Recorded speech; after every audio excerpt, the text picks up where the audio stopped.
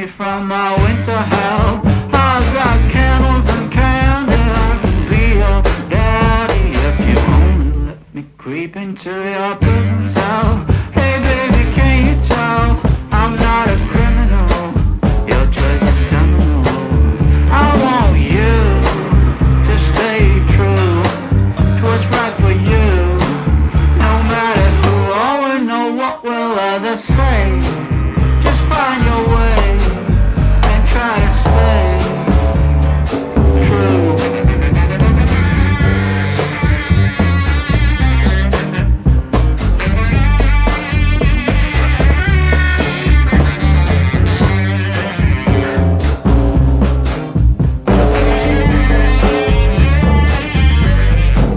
Just speak low, stand in your row, try not to show this life's a show. Try not to glow way down below.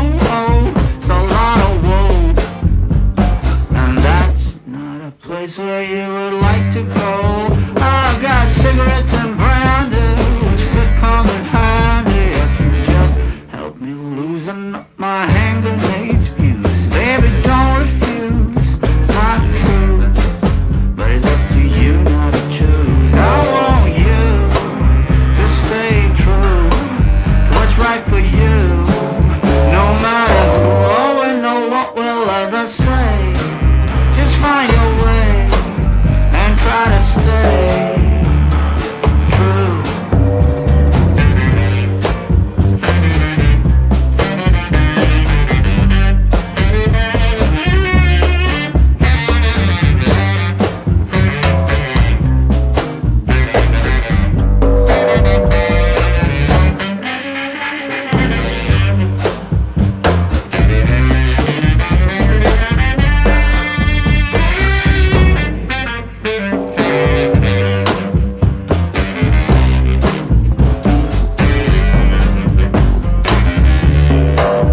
I want you to stay true to what's right for you.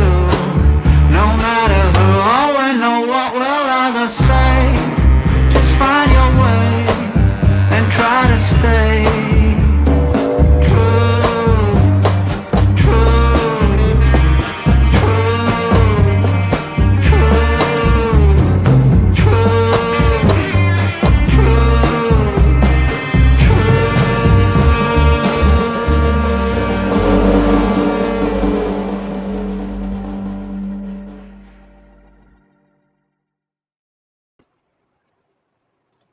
Good morning, everyone. How are you guys? I hope you had a great Monday, and now we're into Tuesday, and jury selection in Donna Adelson's trial has begun. And we'll check in after we listen to Luis Rivera. We'll check in on that and see how it's going. If you guys want to, I don't know. I have mixed feelings about streaming jury selection for myself. I don't judge any, you know me. My name's Paul. That's between y'all. I don't ever judge any other creator for how they choose to run their channel. So, but for me, it's like, it's interesting because not so much from the state, because I kind of can figure out what kind of prospective jurors the state wants, but it's interesting from the perspective of the defense. I'm always curious about what the defense is looking for in a juror, and you can kind of get a sense of that from watching the jury selection process if they allow it. But I like to do that like by myself. You know what I mean? Like it's hard for me to provide commentary over that. It's a struggle for me. Some creators are really great at doing that. Mentor Lawyer, for example, fantastic at doing that. Jen Liu, Bindi, not so much. So I'm not going to do that, but I do want to check in on it. Just, you know, if you guys feel like it. All right. So let me say good morning to you guys and then we'll get started. I got a bit of news for you and then we'll get into Luis Rivera. All right. Good morning, Karen. Good morning, Luna Beans. Good morning, Tracy L. Good morning, Kelly. Good to see you. Good morning, almost everything. Good to see you too. Good morning, Petunia. Good to see you as well. JS or J13, good to see you. Good morning. Good morning, Chief. What's good? Good to see you. Hey, Rachel. Oh, we still have Judge Bev. I'm going to allow it. Good to see you too, babe. Good morning, proud grandma of two. Good to see you. Good morning, Julie A. Good to see you as well. It's nice to see all of you guys here in the chat. I've missed everybody. I'm glad to be back at it. Glad to be doing true crime, doing trials. One little thing that I need to tell you guys is my friend, my bestie, my boo, Alex Erickson and I have almost reached the end of the Letitia Stout. She's back in Colorado again. Prison calls. Okay, we've got I think 2 days left. So after that we're done. After I get off this live today, I will edit that video real quick and put it up and have it premiere this evening if you're interested in that. No commentary. And then I think when we've got these last bit out, I think then Allie and I are going to go live and do commentary. So be on the lookout for that if you're interested in that. Okay. Also, I know I'm behind on the second channel uploading the second part of the West Memphis 3 series that I'm doing. And that is because I had a very difficult time figuring out where to stop. And it's almost done now. So that should be up probably by, what's today? Tuesday, probably Thursday.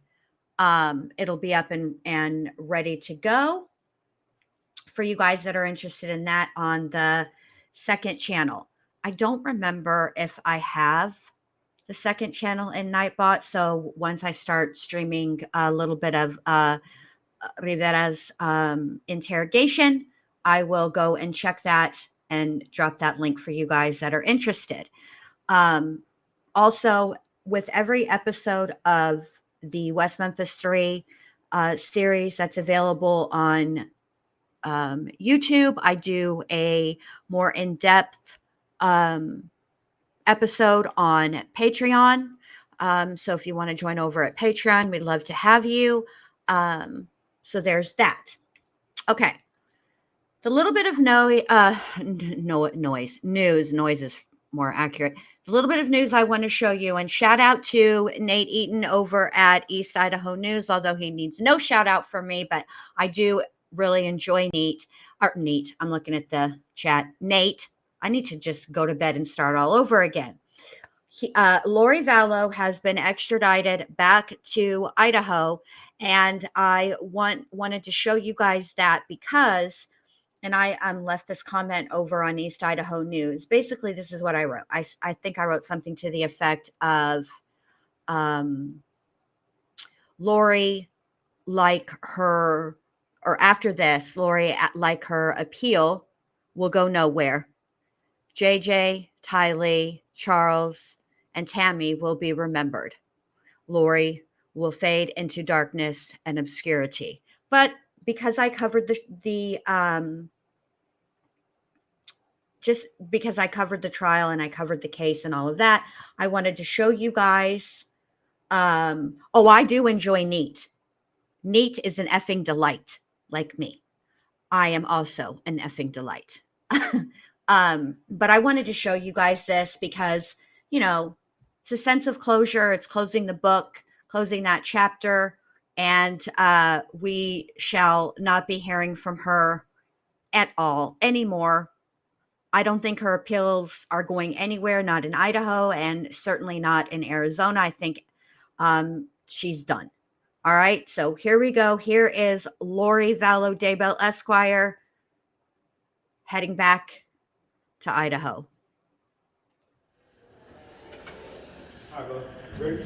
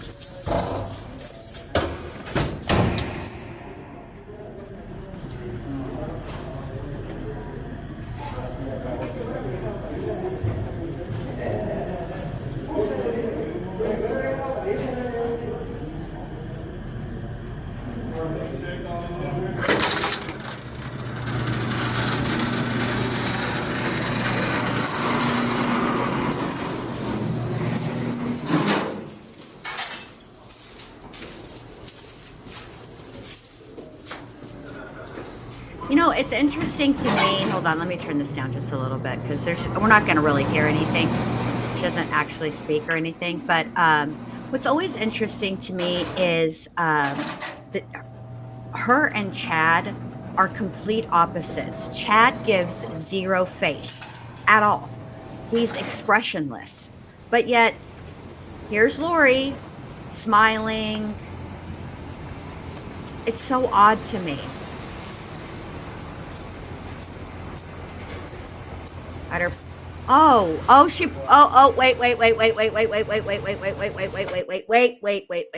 wait. Hold on a second. Let's see if we can get it right about here. All right, pay attention to her shirt, y'all. She's trying to be fashionable out here in her with her prison issued anklets and wrist or bracelets, whatever you call that. I can't think today. Hold on. When they turn her, they're going to show it. Give me just a sec.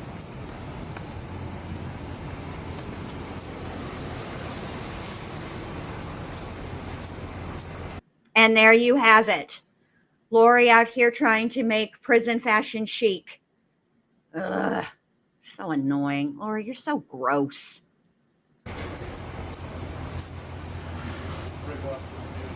Look at her.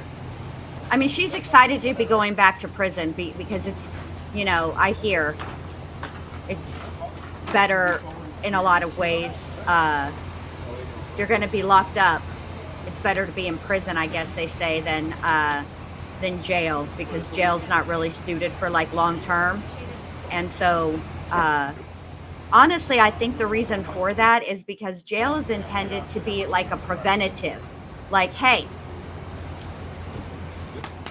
don't do this again, you know. That's why they're like that.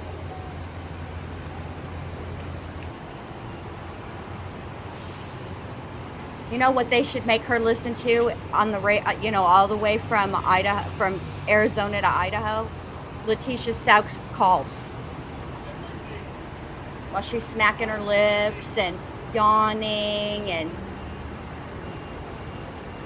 yeah. Make her listen to Sarah Boone's allocution at her sentencing. You know, stuff like that. So there she goes. Peace out, Lori. You damn demon.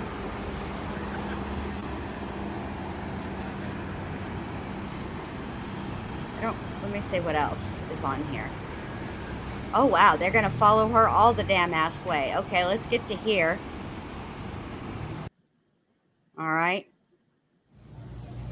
There she goes. Oh my gosh, they ain't playing with Lori. Look at how they're dressed.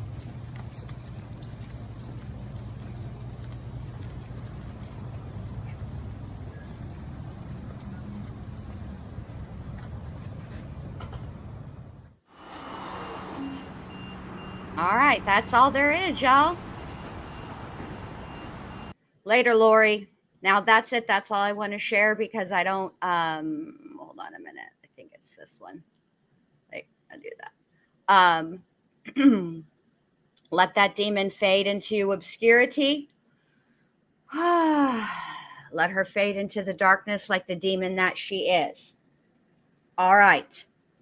Now, also, I'd like to say this in light of what we heard yesterday from Wendy Adelson. I need to understand. Now, my email is in my about section, and I don't appreciate not a near one of y'all emailing me yesterday after the stream or today asking if we could just meet for a hug. I really don't appreciate that. I'm very upset by this. I'm disheartened. It's very sad. I wanted to email her so that I wanted to talk to her so we could meet for a hug. No, you weren't. Let me tell you what you were doing. Wendy with an I. All you were doing was making phone calls, sending emails, etc., because you knew that they would look at your phone. You knew that they would try to do the pinging thing and find out which cell tower your phone pinged at. And you were just creating an alibi. Stop playing with these people. You don't want a hug from nobody. You don't give a rat's fat kneecap about that girl. Stop it. Rude. All right. Now, we're going to get into Luis Rivera's interrogation. Now, let me give you guys the link to the channel that posted this. There it is. I'll put it in the description as well. This takes place 2 years. Yes, J13, you can. Although I'm not much of a hugger, I'm going to make an exception. This takes place 2 years after the crime, okay? Luis Rivera has been sitting in jail since 2014, right? Let me make sure I have that right.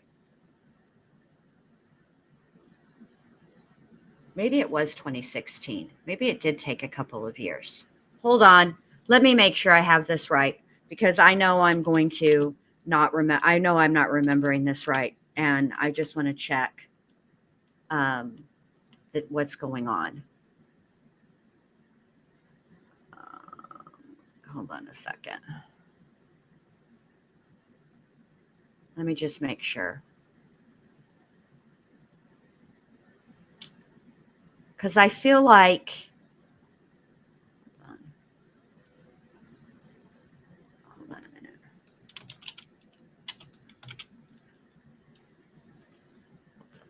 Here we go. Let me look at this real quick.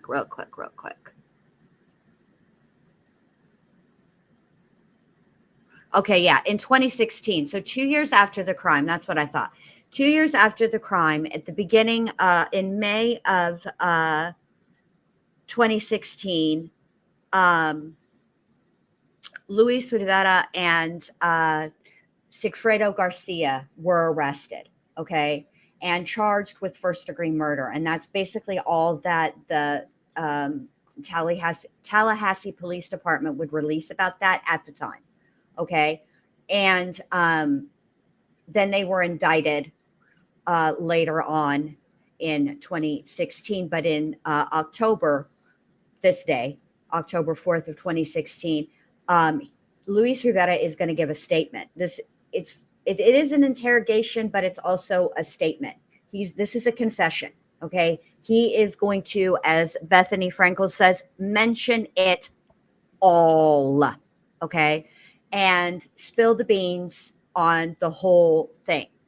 Now, the reason why people side-eye Wendy really comes from, first and foremost, Wendy, okay? Wendy's interrogation is her answers, her behavior, her demeanor are questionable, okay? And so that there's one thing to give a side eye, there's another to accuse, okay? Now, in the beginning, Wendy absolutely deserved a healthy side eye, okay? And as we've moved through the investigation, the trials, etc., she more than deserves an accusation. It's very difficult to say what she knew and when she knew it, but she knew. Okay? She knew. She absolutely knew. And I want to go over really quickly what happened yesterday. So yesterday there was a hearing, okay? And it was the judge's ruling on the motion to quash. Wendy wanted her subpoena from the defense quashed. So the defense's argument was, we know she's testifying for the state. But here's the deal. We want to use Wendy to impeach her own testimony, et cetera, or other people's testimony. We want to be free to ask her questions, our questions. See, when you're cross-examining, cross-examination is really limited to what's broadly. It's limited to what's asked on direct, although the judge said there would be some leeway there. Okay. But typically that's how it goes. And that's what they were trying to prevent. They wanted to ask her to be a witness for the defense as well, whether she wanted to be or not, because they wanted to ask their own questions. And their issue that they took was the lineup. We don't know where in line. We know she's a witness for the state. They get notices of that, but they don't know exactly when, she's going to be testifying. And so they wanted a chance to, they wanted her to be the subpoena not to be quashed. Well, the judge was like, no, I'm going to go ahead and quash the subpoena. I'm going to give you leeway on cross, yada, yada, yada. So that's what happened yesterday. Okay. Now on to Luis Rivera. Now, Luis Rivera is going to say some things in this interrogation. We're going to watch the whole thing. And some of the things, okay. Sometimes when he's being asked questions and he's answering, it's a little bit hard to follow. He's not specific about which days and which time because he and Garcia went to Tallahassee twice. Okay. And then we have Luis Rivera's attorney, and his attorney interjects and asks questions too. And sometimes it kind of throws off the whole flow. But this is what we have, this is how it went, and this is what we're going to talk about today. So without further ado, let me unmute this and let's hear what Rivera has to say. All right, here we go. Where did you get the coffee at? Oh, well, I know people. We got it from the kitchen. Did you get to eat again last night? No, sir. You just came straight back? Yes. They didn't feed you nothing? Sorry. We don't have any canteens here. What time did y'all get back here? But I just want to remind everybody that Luis Rivera has been held in jail since May of 2016. Okay? So, there you go. You did better than we did.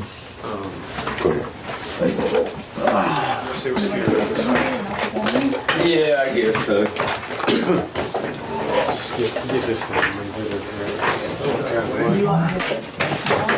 That would be great, but just artificial sweetener and They only have powdered cream. that's fine.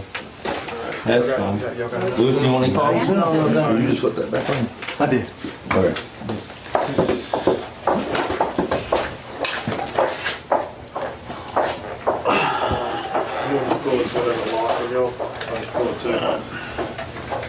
So it's all good, man. I know you tried your hardest yesterday. So don't even worry about it, man. Don't worry about Well, we might try some more. You never know. it. See, I thought that his ticket was given to him on the way home. That would have been a good point of reference to help narrow down the geography, but it was given to him on the way up. Correct. And my son told me it was on the way down. I would have had a whole different strategy if I'd known that. Okay.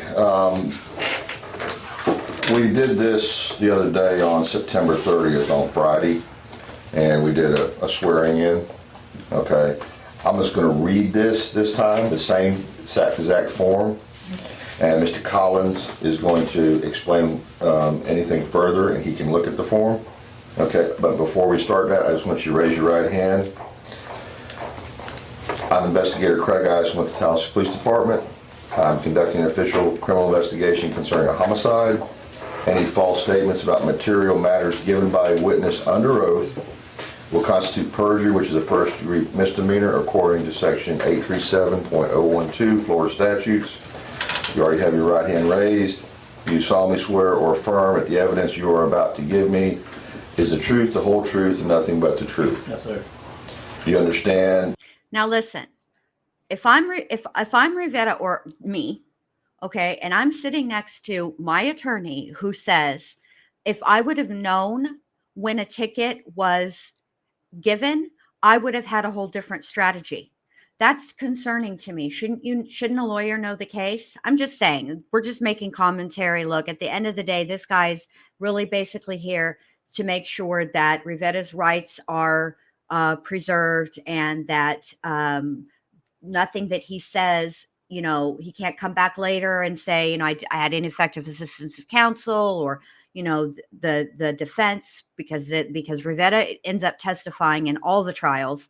None of this is going to come back and get thrown out or whatever. So that's what he's there for. But still, this makes sense to me why Rivera is giving a statement and basically turning state's evidence rather than go through with the trial. That if you knowingly make material misstatements of fact to me during this investigation, you will have committed the crime of perjury. Yes, that's fine. Lewis, do you have any questions about what the detective just said? No, sir. Okay, you understand that if you don't know the answer to a question, it's okay to say, I don't know. If you don't understand a question, it's okay to say, I don't understand the question. Could you repeat it? All right? Yes, sir. The most important thing is that you give truthful information, which I know you will. You don't guess. If you need time to think about something, that's okay. If you intentionally tell a story, or you give a statement that you know is not truthful, not only will you have committed a crime of perjury, which is really the least of your concerns, the most important thing is you will no longer have a deal. Okay? Yes, sir. All right, now we do know that you have immunity. So, the things that they've asked about you that they haven't got independent of you, they couldn't use against you. You understand that. But that ain't the deal. The deal is we want to tell the truth and do what's right. Yes, sir. You understand? That's the point. All right, I don't have any further questions in that regard. And the statement's is being recorded? Yes. All right.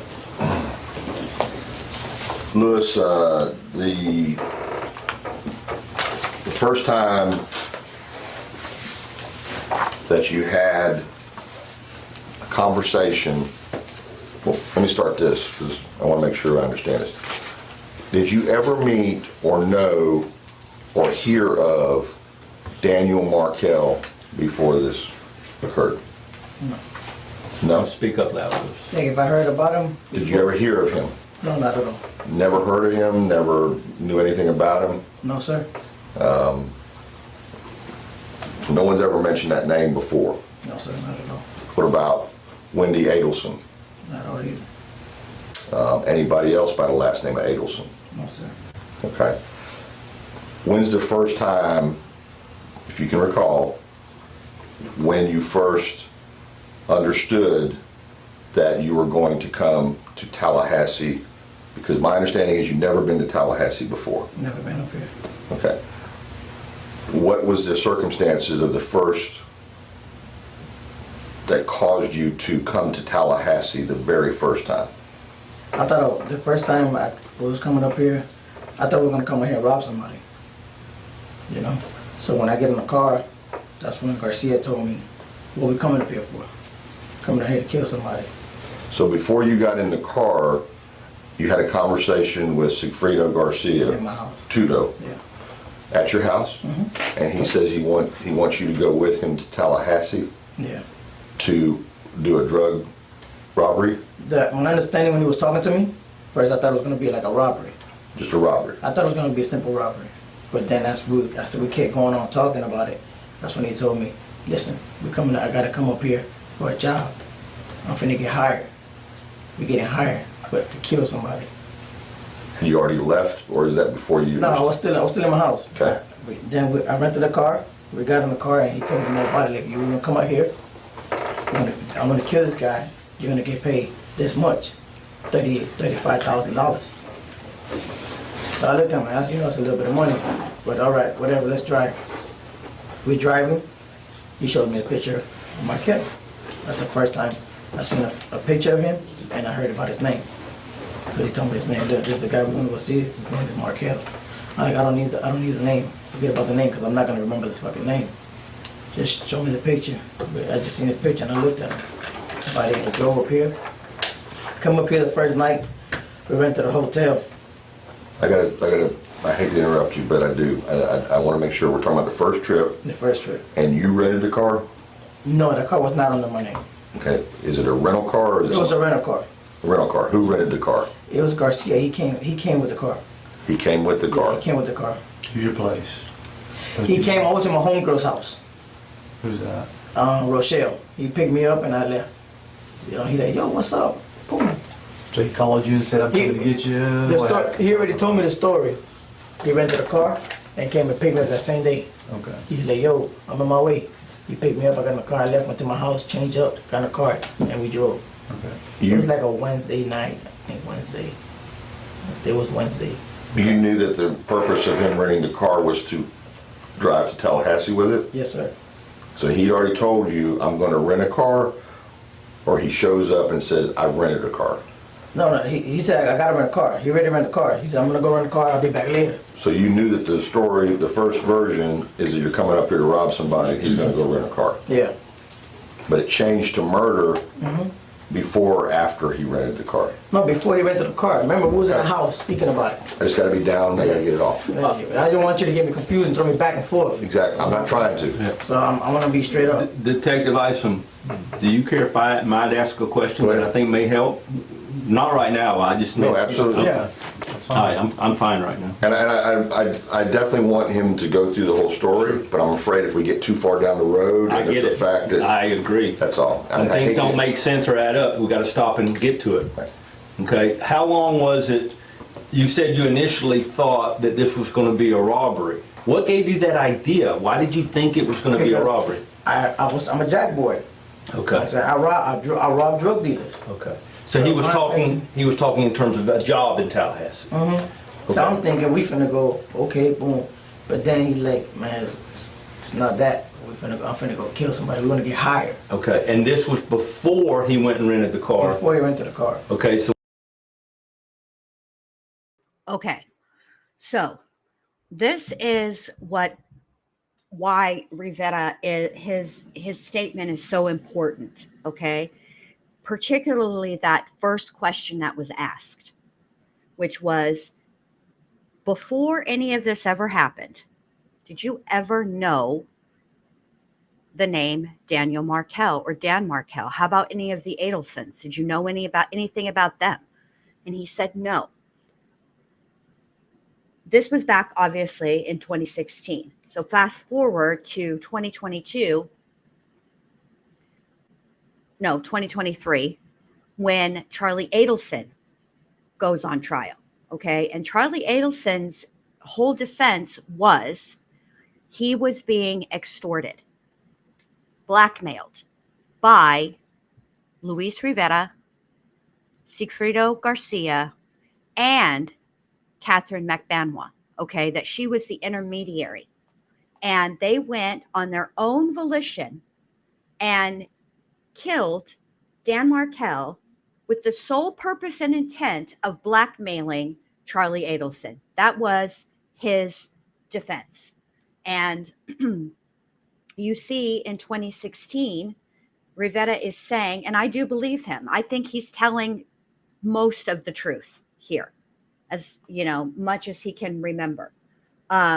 Do I think that he's problematic in some ways, and we're going to get there, but I do think that Garcia, Rivera, they didn't know Dan Markel. They didn't know the Adelson family. They had no reason. They had no interaction with Dan Markel. There was no reason for them to do this other than because they were hired to do it. That's it. That's all. It doesn't make them good people. Don't get me wrong. I mean, anybody that's capable of going and driving 8 hours, 8 minutes for all that, for that matter, up the, to go and kill somebody that they don't even know, that's never done anything to them. That's a different level of cold and evil.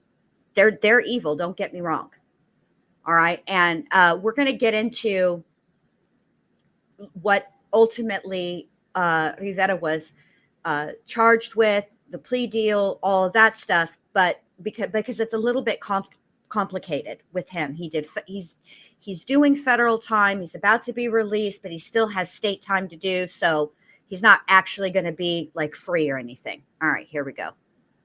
When he got the car, it was either in his name or somebody else's name. I don't know whose name was it, but he came with the car he came up with the car to my homegirl's house. I was there drinking that night. I jumped in the car, went home. What kind of car was it? It was like a black Nissan. Okay. It was a Nissan. And what date was this, as best as you remember? I don't remember the date, man. Well, you remember the month and the year? The one had to be like either June or July. Okay. The year was 2014. Okay. And he showed you a picture of Markel Markel. and said y'all were going to go kill him. Mm-hmm. Now, were you the one that he was intending to go do the murder, or was why were you even involved? Because he told me he trusts me. He said, I trust you, and you're the only one I trust. But were you the one he was hiring to do the murder? Because I don't understand why you need two people to commit a murder. They were hiring him. Okay. They were hiring him. They were not hiring me. They were hiring him.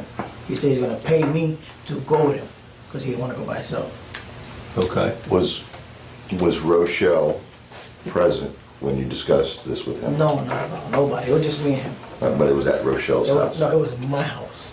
Okay. He picked me up in Rochelle's house. I was drinking. Gotcha. Hey, where you at? I said, I'm over here in Rochelle's house. Come slide to him and pick me up. Okay. So when he picked me up, I said, all right, let's go to my house. I'm finna go change. He said, I had on shorts, so I put on long pants and a long sleeve. I said, all right, let's ride.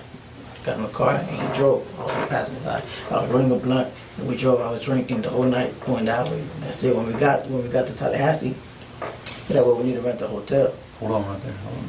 Don't get too far. Where was Rochelle living at the time that he picked you up? By my house, right, like a block away from my house, on 135th on 16. Okay, on 135th. Okay. 135th on 16. You know I'm what time you sorry left? to interrupt. That's okay. Do you know what time you left? Like 10 o'clock. 10 o'clock at night. At night. Yeah. So y'all drove through the night. Yeah. All the way through the night and got here the next morning. I got here like around like 6, 5 o'clock in the morning. I believe it was an 8-hour drive. Okay. Y'all stop anywhere on the way?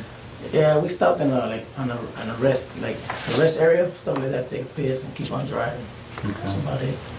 Y'all We get got gas gas. anywhere? Yeah, we got gas and kept going. How'd you pay for the gas? Cash. All cash? Yeah, he had cash. They gave him like $5 grand, $2,000 in his pocket, and we kept it. We came up here and rented a hotel, cash. What was the hotel? You remember?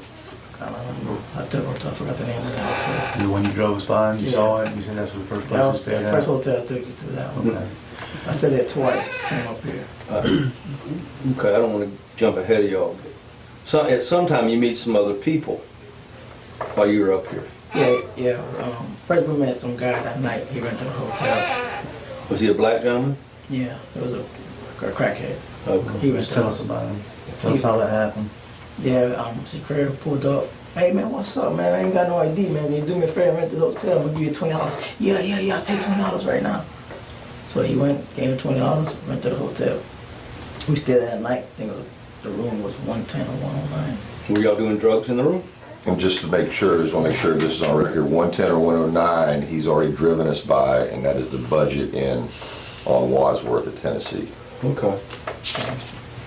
Yeah, when I got to the room, we were doing drugs. We had powder, we had beer, but we had a bottle. We had a bottle in the pocket, we was drinking. We had a bottle, we was chilling all night. I probably went to sleep at around 3. I woke up around 7 that morning. I think it was 7 o'clock the next morning. But when we got there by that time, we slept for a little bit. Checkout was at 11. We leave. Went by Markel's house. Went around him. Went straight to his house. I parked by the park like I showed you. I parked there for a little bit to see if he was gonna come out. When he came, I seen the car. I'm the one that scoped the car. I'm like, yo, that's that guy right there.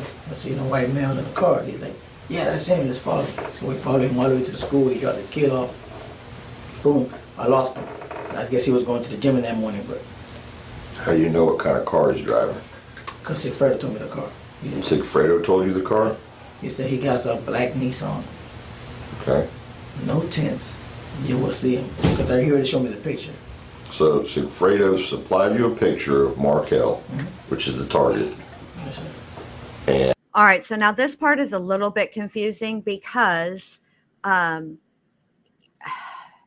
he's talking about what they did when they got to Tallahassee, right? So they get there at about 6 o'clock in the morning. I don't know where 3 o'clock in the morning comes from. He's already said that he was drinking all the way on the 8-hour drive. They got in at 6, then he woke up at 7. I think what has happened here, and I think that the officers understand, I think that he's meshing a little bit of the first trip and the second trip, but they're going to try as much as they can to sort of like parse it out and make it a little bit more clear. But it is, at times, it's a little bit confusing. And the other thing that I'm a little bit like confused on is I don't understand how Rivera was able to do this, to be honest with you guys. I really don't. I don't get how he was able to be like, you know, this is fine. You know, oh, I thought we were just going to rob somebody. We're not going to rob somebody. Oh, we're going to go up there and murder him. Cool. Let's ride. I don't understand that. I don't understand how any of this happened, really. Like it's just it's so sad. All because Donna Adelson and Wendy Adelson wanted to maintain control. It's just, I don't understand it. and has also told you a type of car that he drives. Yes, sir. Does he tell you where that information came from? No, sir. He just showed me a piece of paper with his name, and I believe that paper had that address. But I remember seeing his face, and like, so the paper had to have the address. Was it typed or was it handwritten? No, it was like that. Typed? Yeah. When he said it was a Nissan, did he say it was a Nissan or did he say it was a black 4-door or 2-door? No, he told me it was 4-door Nissan, Okay. just like the car we had, but just in black. Okay. Okay. Let's back up a little bit further. You said they gave him $5,000. Tell us about that. What did he say? Where did he get the money from? Oh, he said he got the money from the lady. He still haven't told me her name yet. He said, I got the money from the lady. Well, his wife gave him the money. So Katie gave him the money. But he told me about the lady. He told me, yo, the lady got the money. She's going to pay us. So, you know, all this driving around and talking to him about the money, I told him, we should just go rob her. That was my intention. Fuck this guy. I don't got nothing against that guy. I don't even know that guy. Especially after he told me about what was it for the 2 kids. Told me because I asked him, why you want to kill this guy? Because the lady wants her 2 kids back. She wants full custody of them kids. Because he had all the custody. So this is interesting to me. The way that Rivera puts this. Hey, Steph sells stuff by the seashore. Good to see you. Good to see everybody. Thank you guys all for being here. Welcome in if you're just joining us. All right. This part is interesting to me because he constantly refers to the lady. Okay. And it's interesting to me. The way that he's saying it is the lady is Wendy, not Grant. He's saying her 2 kids, not her 2 grandkids. So it makes me wonder what it is that Katie Magbanua actually told Sigfredo Garcia. Because it seems to me if Katie Magbanua had said something like, the grandmother is doing this for her daughter because they want custody of the kids. It's interesting to me the way that Rivera explains this. And he's going to refer to the lady a few times. And you guys let me know in the chat what you think, which lady he's referring to. Because right now, to me, the lady he's referring to in this part of the story is Wendy.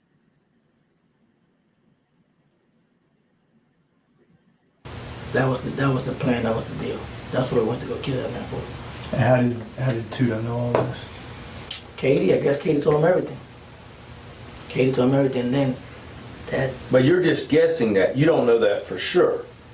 Do you? No, that's for sure. For sure, Katie told him everything. Right. How do you know that? How do you know Katie? Because he stayed talking to Katie on the phone. Hey, babe, what's going on? Hey, the lady's gonna have. You sure she's gonna have the money on time? Tell her don't play with it, cause we'll go show up in her house. Tell her she better have that fucking money. And he always kept telling her that. Because when you went on this trip, were you with Tudo the whole time? Did y'all separate? Y'all were in the same car? Y'all stay in the same hotel room? Never separated. Stay in the same hotel, different beds. You were always with him? Yeah. So when he talked to Katie, you could hear him talking to Katie? Of course. And you knew it was Katie? Right there, right? Did you know it was?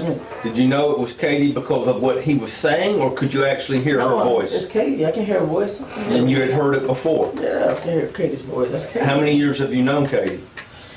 I know Tudo my whole life. Katie, probably like 5, 6 years, 7 years around. I don't know.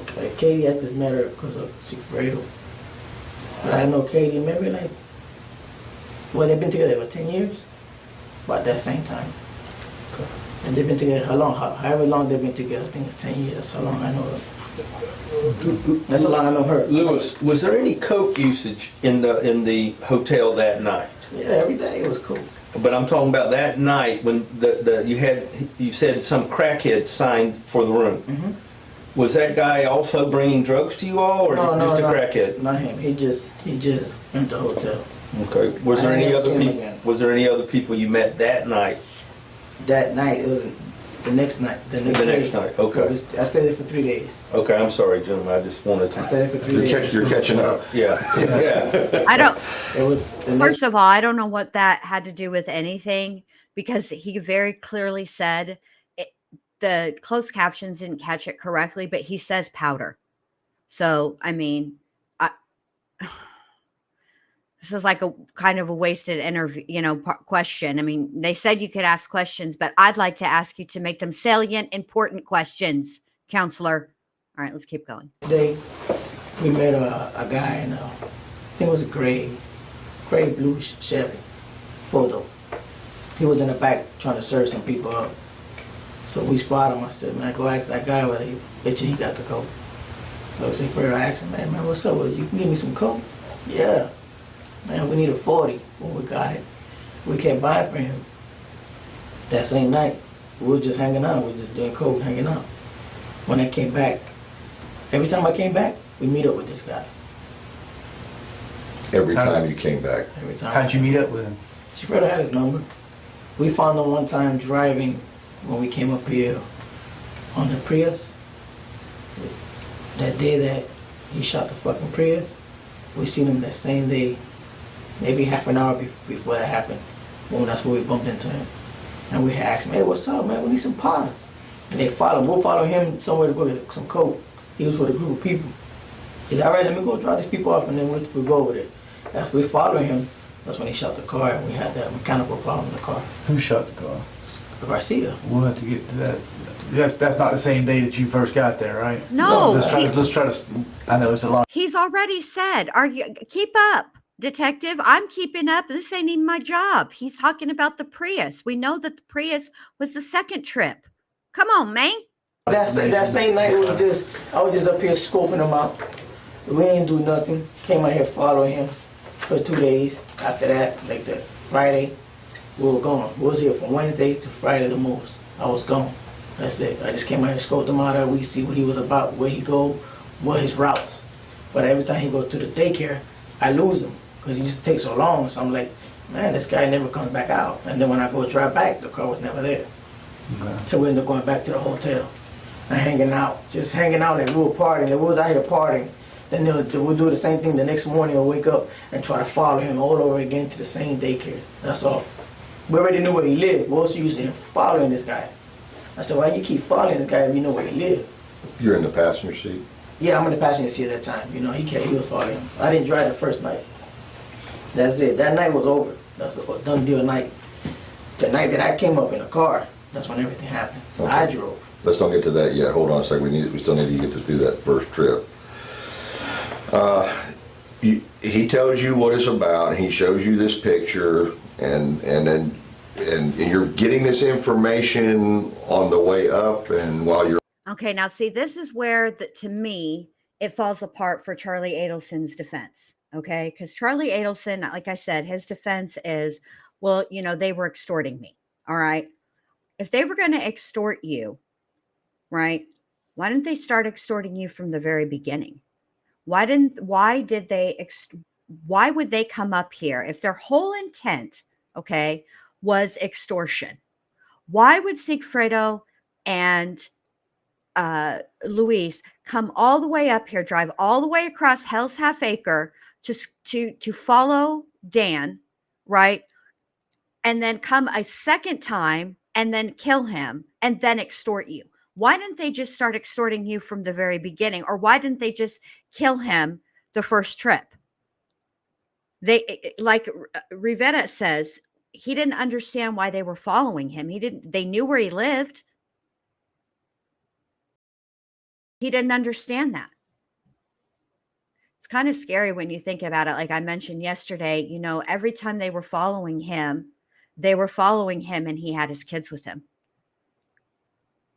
you know, and Wendy, Donna, Charlie, there was like no guarantee that they wouldn't get, like I said yesterday, get desperate because they wanted the money. And didn't want to be driving around and following him, afraid they were going to get caught, right? There was no guarantee that those kids wouldn't have gotten caught in the crossfire. No guarantee at all. And they didn't care. They didn't care. So I got nothing for Charlie, Wendy, or Donna. Absolutely nothing. already here, or he already has the full story, and he's double checking with her on the phone? He told me the story already in my house. It was just me and him in the house by himself. He told me everything. That the guy has 2 kids and the woman wants the kids back. Yes. Does he say the woman's name then? Not at all. Okay. And does he say anything? Does he bring up Katie at all when you're at the house? Yeah. Down in Miami. I asked him, who's fucking hiring me? He like, Katie told me this lady's gonna hire me, but I want you to go with me. And they weren't hiring me, they were hiring him. Right. So he said, I'm gonna break you off. I give you 35 grand. Okay. I said, all right, for the drive? I said, all right, fuck it, I'll take the drive. So you're just back up? I'm just back up, just driving. Okay. That was the whole deal, I'm just driving. So he's saying Katie is the person between the woman that wants this done. Katie's the one in the middle doing everything, put it like that. Okay. And that's what he tells you. Mm-hmm. Okay. And so then you hear her over the phone, because you don't meet with her before y'all leave. I never met with her. Okay, and you hear her over the phone, and you told Mr. Collins just now that you're sitting as close as you two were, Yeah, I did. and you can hear and recognize her voice, Of course. and she is saying specifically what? When he's talking to her, what? Just give me an idea what he's saying. Oh, when he's talking, she like, yo, get up there quick. You know, make sure you do everything right. Don't do nothing stupid. Look at the house. You know, you got the paper. I know you have. Well, he had the paper. Where'd the paper come from? See that? I can't tell you where the paper comes from. That's fine. That's fine. If you can't tell us, that's I fine. can't tell you. I know he had the paper. He showed me the paper, so I don't know where the paper comes from. But I just like I tell you, it's black and white like that. I'll tell you where the paper came from. The paper came from Charlie, who gave it to Katherine Magbanua, who then gave it to Sigfredo Garcia. That's where that paper came from. But I can hear it saying, you know, make sure everything gets done right. When you're done, call me. Boom. It was like maybe like a 2-3 seconds conversation. Also, hey Jen, good to see you, babe. How you doing? I've been thinking about you. Hung up. He said, man, you ready? I said, man, I'm been ready. Let's go. Let's ride. All right, we drove. We drove the whole time up there. He talked to her once, you know.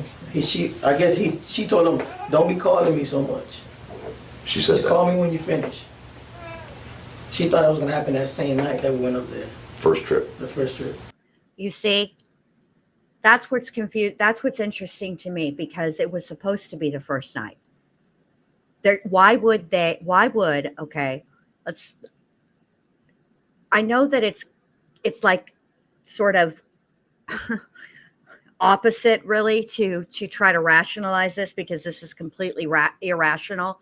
However, if we think about it rationally, and Donna, let's say neither Wendy nor Donna seem like the type of people that are like, you know, it's cool, take your time, you know, just whenever. They seem like very, I want it done and I want it done now kind of people, right? Regardless, everything, not just this, but just that's who they are as people, right? So I would imagine they were irritated and angry when it didn't happen the first night, because Katie even thought it was going to happen the first night. And if she's the middleman, that means that Charlie told her to do it, to have them do, you know, where to go, what to do. And that was the first trip. And I'm sure all the Adelsons were irritated and pissed off that they had to wait.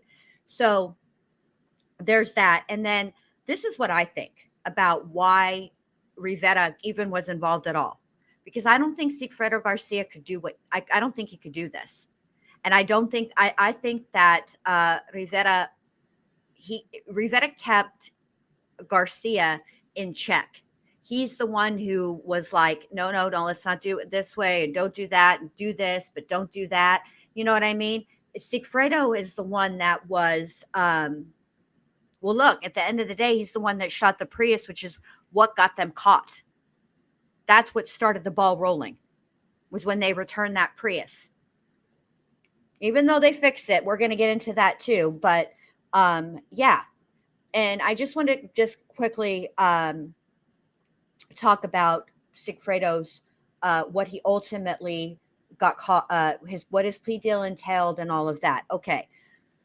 So in October 2016, Rivera pleaded no contest to second-degree murder and was sentenced to 19 years in prison. At the time of his arrest, Rivera was already serving a 12-year federal prison sentence on unrelated charges.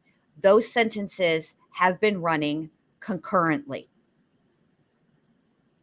So they're running concurrently, which means while he was doing the time while he's doing federal time, he's also getting credit for the state time. So he has like 7 more years to go. And then that'll be that. I think they should have made it run consecutive, but that's just me. But it's a plea deal. It was second degree. And they needed Rivera to get to the Adelsons because there was separation there. You know, there was Katherine Magbanua, who is the mother of Garcia's children, and they had to connect all of the dots. And Luis Rivera is the one that could do it. I didn't let that shit happen. I'm like, man, I ain't doing shit. I was still, like, what the fuck? My mind was like, for some kids, are we going to kill this guy for some fucking kids? Are you serious? Why can't she just get full custody? Louis, were you hired by Garcia to do the job? Yeah, Garcia paid me. I know, but were you just a ride-along, or were you actually going to be the trigger man? I don't know why he paid you so much money for a ride. I was just a ride-along. He goes, come with me, and then as we're going, at one point he tells me, you should go in there and kill him. I said, nah, dog. Lewis, it's if the truth is that That's you were true. high. I told you. I'm not gonna change my You did. story. Okay. I told him the story. All right. He asked me, you know what? You should go in there and kill him.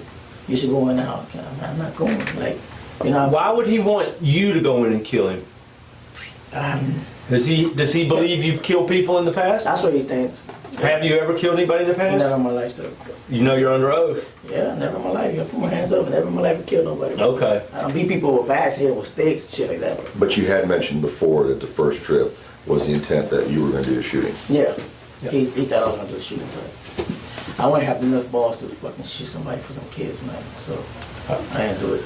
So the whole But maybe what about for $30-some thousand? I still wouldn't. I couldn't do it. I didn't even grab the gun. That's how crazy it is. But you had the gun the first time. The gun came from you or Yeah, from the gun came from me. the first trip? I gave him the gun. He grabbed it. He cleaned it up with alcohol, cleaned it up, and he held it the whole time. This is getting a little convoluted at this point. Oh, the wild cherry Pepsis, are those good, Jen? I'm gonna have to check that out. You know I love a Pepsi, although I have broken up with Pepsi for the summer. We'll see. Back to this. I do think that this is what I find interesting.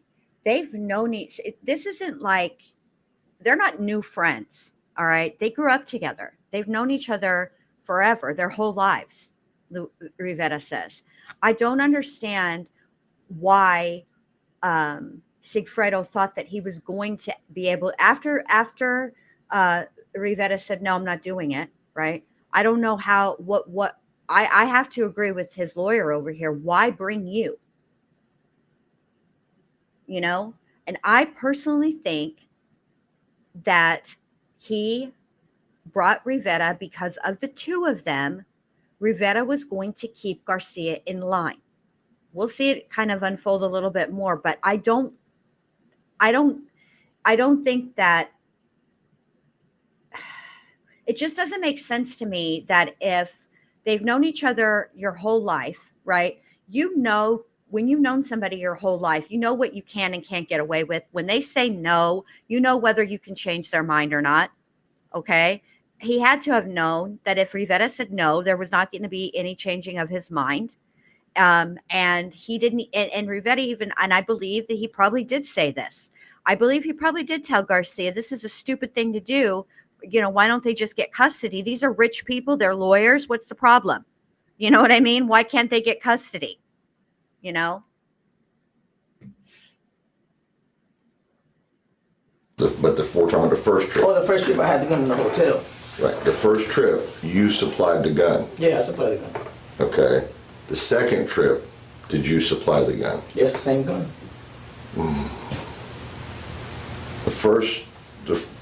Describe the gun the first trip. So I'm not trying to confuse you. I'm confused. Yeah, and it happens. Okay. It's a 38 Smith & Wesson short nose. The same gun we came up with. The same gun we came up the first time. We came up with two guns. What? Came up with two guns? Yes. Last time when we were talking, I meant to tell you, but you had 20 minutes, and I told Chuck, man, I gotta tell him. I don't want to make no mistake. No. Came up with two guns. There's a blue steel, long nose, Taurus, and a 38. Who had what? There was two guns. You had them both? Who had them? No, both was in the car stash. Okay. You know what I'm saying? I said, I'm gonna keep one because you never know what's gonna happen. I really didn't trust Garcia. I don't know if he was gonna fucking kill me. If he was a kid, this guy gonna kill me. So I was prepared for whatever. You grew up with this guy. He's not gonna kill you. Man, you go kill somebody and then you drugged up, man, and then you shoot the fucking car. Oh well, that's true. He did shoot the car. So all right. Yeah. Come on. All right. Shit. Well, I forgot about that part. But I mean, I don't know. Would he intentionally shoot you? Maybe he'd be like, you know, I killed this guy. This guy might snitch on me. Boom, let me kill him too. Let me get him out the way and let me steal all the money. I've seen that before. Okay. So the blue steel, long nose, Long nose blue steels. It was Taurus. Taurus 38, And 38 Smith & Wesson was the black one. short. Short nose. That's the one. Can we take a short break just for a second? And we're not going anywhere. I just want to go off the record for a second if we can. If it's all right. Yeah. I'll have You're to. saying? What? What do you mean? Oh, okay. All right. If, No, it's okay. We don't need to. It's not that important. but Okay. So, short nose, 38, Smith & Wesson, what color? Black. Okay. Both 38 caliber. Yes, sir. Okay. You supplied both of these guns? No, just one. Which The gun blue did you steel supply? is- the long nose, blue steel, Taurus, is Garcia's gun. Where'd he get it? I don't know. That's his gun. Okay. So that's his gun. That was his The gun. blue steel, long nose, he Yes, sir. brought. I support the short nose black 38. But the blue steel, long nose, longer barrel, He brought. Taurus, Garcia brought, and you don't know where he got it from. Okay? is that a 9? The Taurus is a 9mm? No, 38. 38. Okay. 38. All right. You brought the 38 black short nose Smith & Wesson. Yes, sir. Where'd you get that gun? From a neighborhood from Black Boy that I know. A neighborhood black boy that you know? Yeah. What's his name? I don't know his name. How long before did you? How long did you get it before? When did you get it? In a week before, the day before, the day of that you took the trip? When he told me, he said when he told me, he said I needed a 38 revolver. Cause he had showed me the blue steel, man. That's a big gun. What the hell? Shit, you trying to blow somebody's brain? Are you crazy? He like, yeah, then find me a 38 small one. I said, you know what? I think I know where to get one. Cause I remember somebody trying to sell one around the neighborhood. So when I seen the black boy around the trailer park, I said, man, what's up, man? You still got that gun for sale? He like, yeah. I said, man, I give you 150 for it. So I gave him 150 and got the gun. This was what day before you took the trip? Let me see. The day he told me. Yeah, when he went to go rent the car, I got it the same day.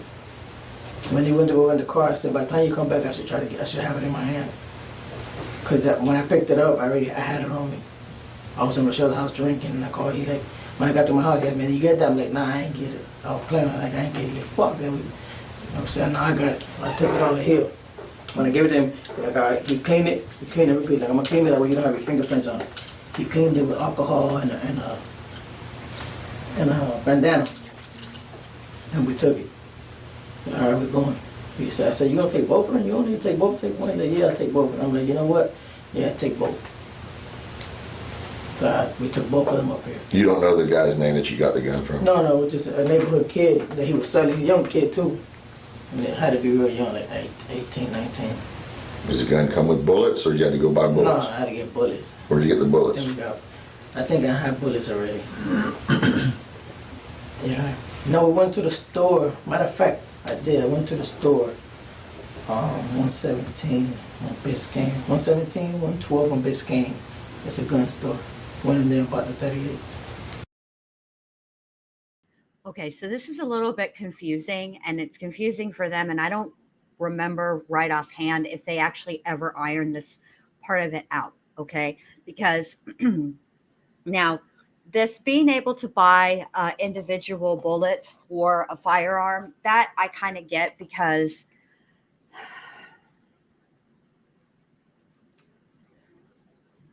there are neighborhoods where you can go to your local convenience store, right? They're usually mom and pop shops, and you can buy individual cigarettes. Okay. So like, this is not all that shocking to me. It's a little shocking to the officers here, but there you go. Now, what's confusing about, but I don't know any neighborhood that you can go to and rent a vehicle at night. So I think what's really happened here is there were a series of conversations. Okay. And I think that there was a conversation that took place during the day wherein the getting the firearm and renting the vehicle were discussed.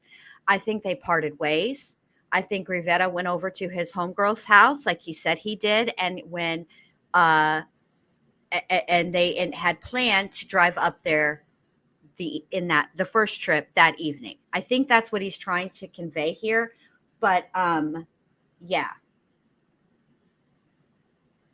Well,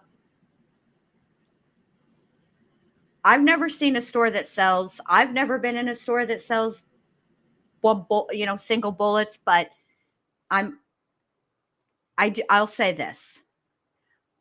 I think that there are things that I think there are places where you can get what you need if you know where to go. That's all. It's the only way I know how to put it. But here we go. 117 or 112? Yeah, in between. Oh, between those two. Between them two. Okay. I'm just giving you Right. like an address right around there on Biscayne. What neighborhood? Biscayne. I understand. North Miami. Okay. Everything is by my hood. Remember what kind of store? The name A of gun it? store. No, it's the only gun store right there. It's the only gun store. That's all it is, matter of just fact, a gun store. it's right next to where we rent the car at. Where you rented which car? Okay. Cicely says, how many times has he told this story? Well, certainly he had a conversation with the investigators on the 30th of September, because they reference that conversation in this at the very beginning of this video. Okay. And I believe that at that point, okay, he drove them around to the various places where they were on both trips in Tallahassee, because that's where this is taking place. He's being held in Tallahassee.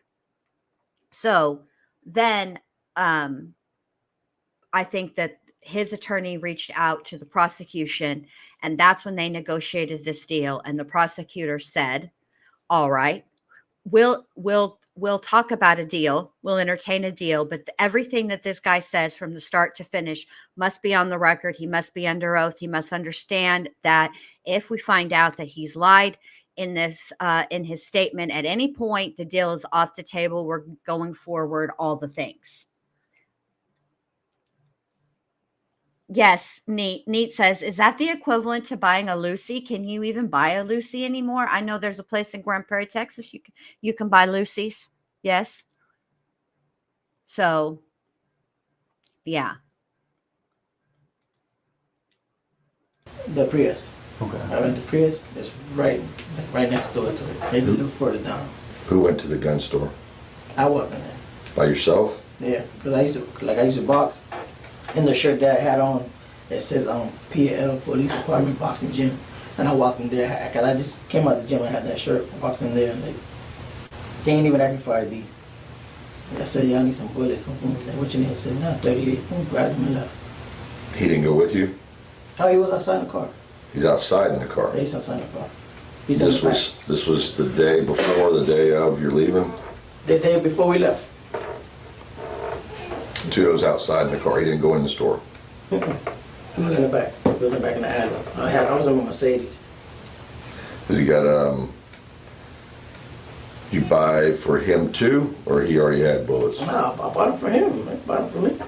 No, I know that. I mean, I'm saying you bought bullets for both guys, really. Yeah, it was like 12 little bullets, because there was 6 and 6 in each gun. Right. But did you buy just 12? Just 12. You can buy individual 12 bullets? Yeah, individual 12 bullets. You buy singles. Okay. Like cigarettes? Okay. You can go in there and buy a single, because they say all type of single, whatever you need. They're 15 for $20. You know, shit like that. Now, Interesting gun store. these stores probably don't follow the rules, and they should have records of selling ammunition, shouldn't they? Maybe not. I sell it to everybody, man. I don't give a fuck who you is. This Tudo's, I mean, this is Lewis's neighborhood. He knows. Anybody can walk in there and get it, man. They ain't even ask for no ID. I'm trying to ask for ID if you're trying to buy a gun. That's it. Okay. So now the only thing that I feel like is lacking is the $5,000 that you brought up. All right. So basically, it is the policy of this particular store that my name's Paul. That's between y'all. Okay. All right. That they gave him? That's what you're talking about? Did you give somebody $5,000? Oh, if I gave somebody $5,000? You said yes. they gave him. When I got paid? Okay, you. Okay, all right. You said $5,000 just a minute ago from Katie. Coming up. Oh no, when we're coming up this way, he had money. I said, yo, how much money you got? I think he's like $5,000. Aw, thank you, Jen. Thank you for gifting a membership. I appreciate that. Alyssa, congratulations.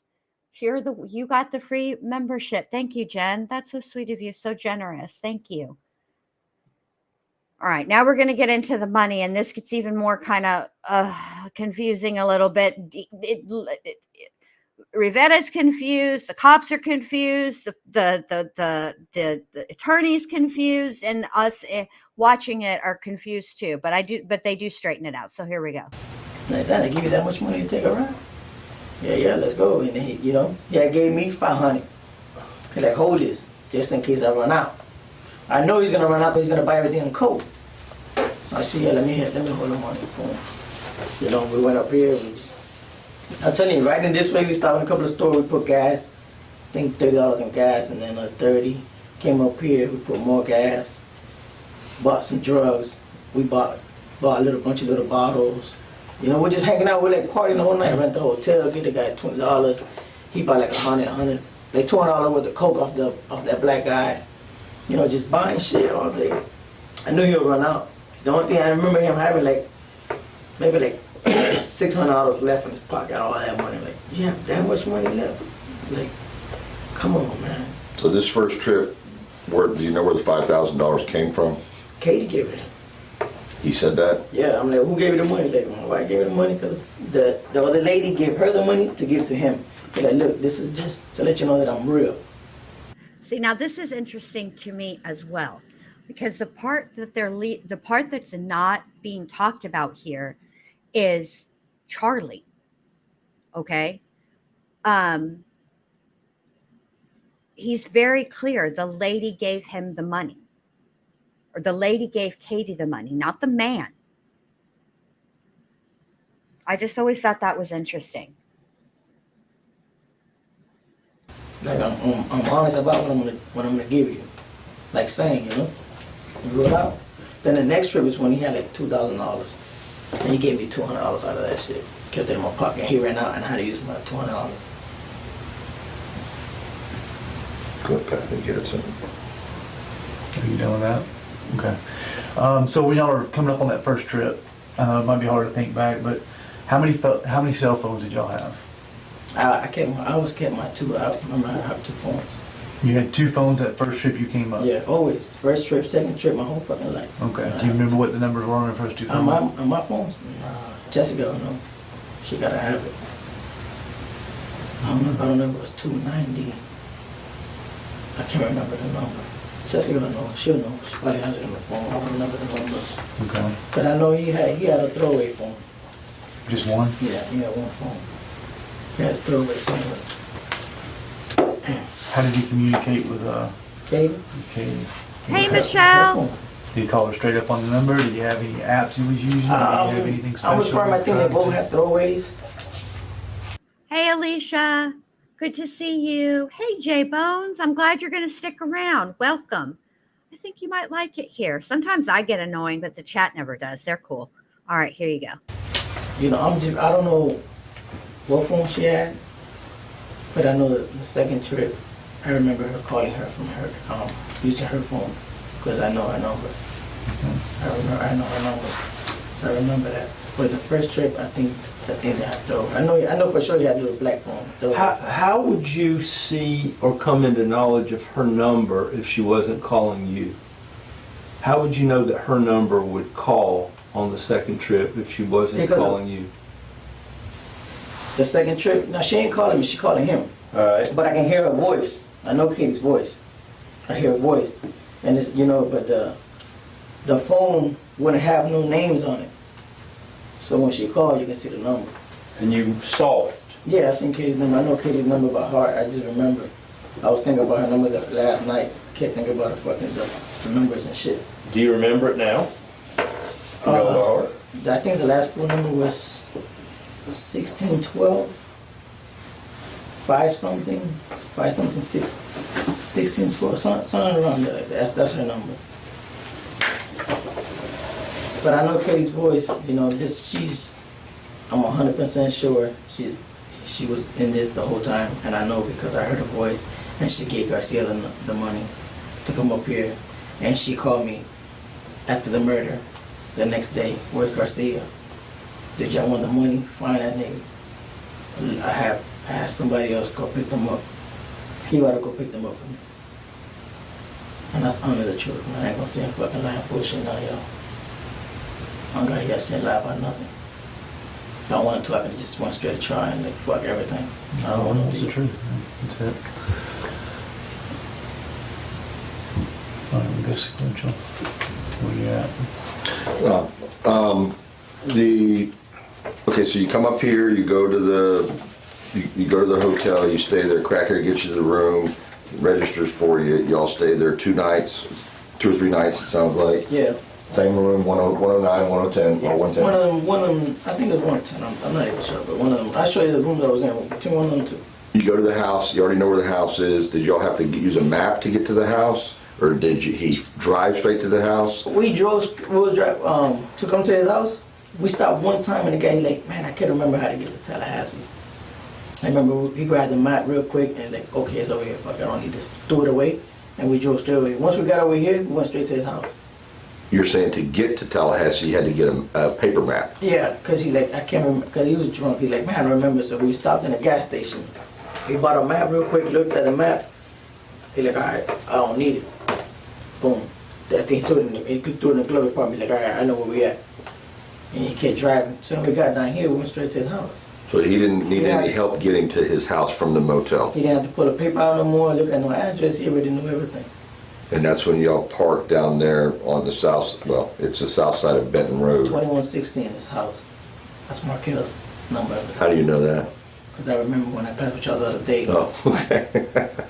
All right, so. But I remember the first time when I passed by, I looked at the numbers, but I couldn't remember. So that's why when I tried to go back around, if I could look at the house, I was looking at the numbers, if it can hit my mind. So I remember, you know. So he parked in that park where you had to stop? Yes, sir. And faced towards the street so you could see him coming out of his road? The same way we pulled in, the hotel was sitting there, we was watching. And then y'all. Crocheting Bammy says, how long ago was this? Who uses a paper map anymore? The people that, well, this was in 2016, but it happened in 2014. This interview is 2016. But if you are using a throwaway phone and you're not trying, because you're obviously not wanting to be tracked, you're not going to use the internets either to use Google Maps. So there you have it. That's who uses paper maps. People who don't want to be caught.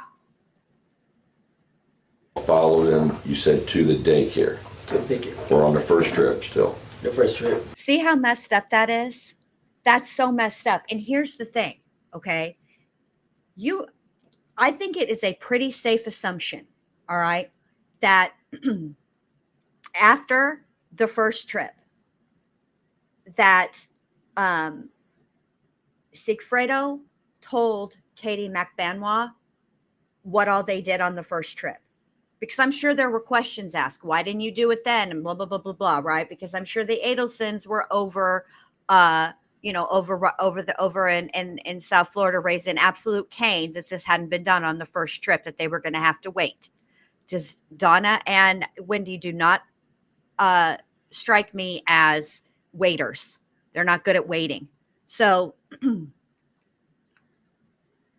I have a strong suspicion that what they did was I'm sure Katie's like, I got to explain this to them some kind of way. What did y'all do while you were there? And I'm sure that Sigfredo Garcia told her what they did. Okay. They were at the daycare. And it still didn't shake any of these people. It didn't shake Wendy, it didn't shake Donna, and it didn't shake Charlie to pull the plug, to stop this. They're just like, YOLO, let's keep going. I don't understand this. This is why, yeah, what Sigfredo and Luis did is messed up. It's evil. It was 111 billion% wrong. Okay. I'm not taking away from that. That's evil in and of itself. But the fact that there were 2 trips, the fact that I do believe that the Adelsons knew what occurred on the first trip, okay, and they didn't do anything about it. They were so hell bent on ending Dan Markel's life, and for what, really? For what? That they put their children. Wendy put her children. Donna put her grandchildren, and Charlie put his nephew's lives in danger. That's a different level of. That's a different kind of evil. It's evil, but it's a different kind of evil, and it's why I've followed this case for so long. Why it's time. Donna deserves to be held accountable for her role. And Wendy deserves to be held accountable for hers. And I think that it's only a matter of time. Do I think that Donna will flip on Wendy? I don't. But I do think Charlie will. I think when Charlie, because he's appealing his case now. He's in the appeals process. And I think that when his appeals start going nowhere and Wendy is out living footloose and fancy free, I do think Charlie will flip on Wendy. This first trip, the second trip, we follow him to the daycare. Y'all did the same pattern. Yeah, same pattern. So he follows him, and they go to the daycare. What and does he park over there to wait? Yeah, we parked like when I was talking about it last time, which I can't remember. We parked like in the corner, waiting until him to come, but I never seen him come out. I'm like, yo, this guy's not coming. So we always lost him because I guess when he come out, he hit the right and go that way towards like the gym. But never came back. So that we would leave. The first night we was up here, we left. We ended up going to Hooters. We ate some chicken wings, drank beer like crazy. Went back to the hotel, did powder and drank. Just hanged out. Like the first week was out here, we just for 3 days. We just scoped him out for 2 days, maybe a day and a half, and that's it. What caused you to leave town? Why did you give up and just go back home?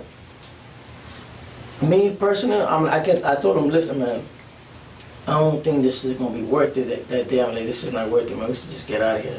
You know, I don't think. It's bad. I like think about it, man. Man, you know, I gotta do it in the morning, this and that. I'm like, all right, man, whatever. But we leaving. We left, and then about like a month later, the second trip, we like, man, I gotta do this, man. I gotta do this. So I just, you know, that day he told me that I thought about it all day. Like, where the fuck this nigga's tripping?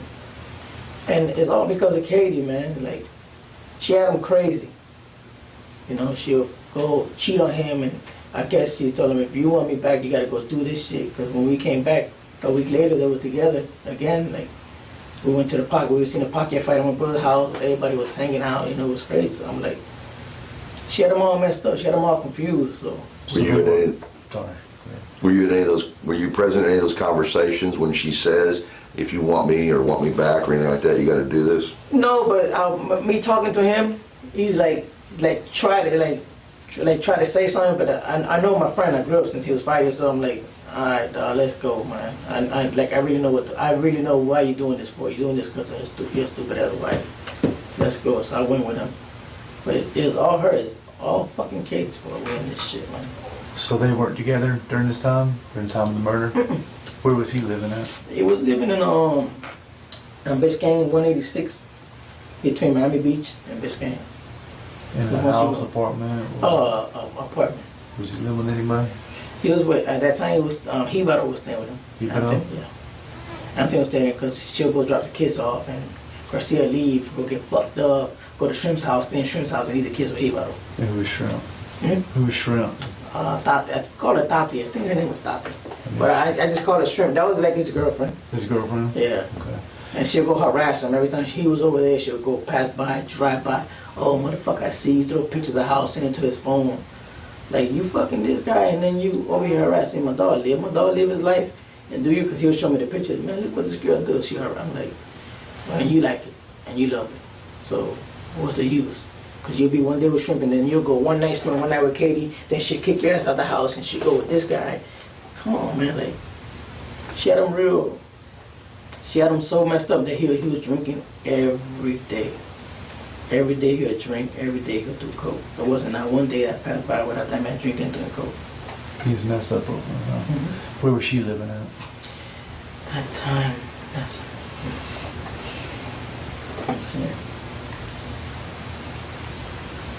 I don't know, I think it was in Miami Beach. Was she still living in Miami Beach? I think she was still living in Miami Beach. I'll tell you the last time. I think she was still living in Miami Beach. I can't remember where she was staying at. It's all right.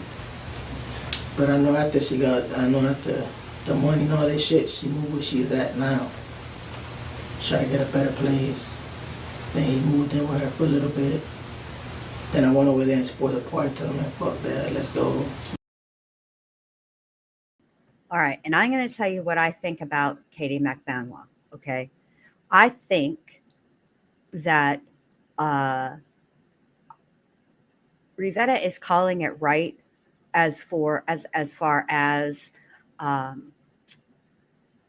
Garcia's motive for this. I do think he wanted Katie back. And I'll tell you what I think Katie's motive for doing this was.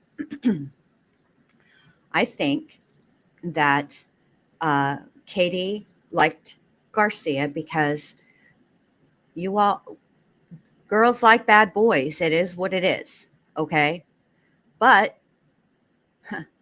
when they had children and it's time to like grow up and be responsible, bad boys aren't as fun anymore. And I think that when she caught Charlie Adelson's eye, who basically Charlie was just looking for a good time. He was never gonna wife Katie Magbanua up, right? But I think she thought that she could get him. I think she thought she was going to be like the Jeffersons and moving on up. I think she thought she was going to snag her a dentist who is wealthy, who has, earning potential because he's got a skill that isn't illegal. And I think that Katie Magbanua did this. Her motive for doing this was because I think she wanted to prove to Charlie Adelson, hey, look here, look what I'm willing to do for you. And I think that's what it was about for her. That's what I think. I think she thought she was going to move on up.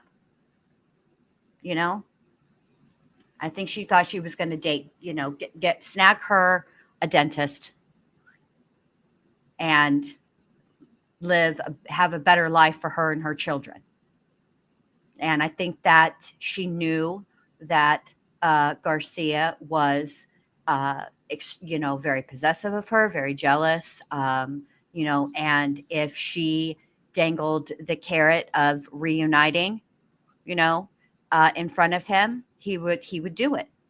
And he did, and I think all the way up both trips, I think all Rivera was thinking, or not Rivera, Garcia was thinking is, he's probably singing that song, reunited and it feels so good. Yeah, that's what his motivation was. All he could see was, okay, I'm going to get my girl back.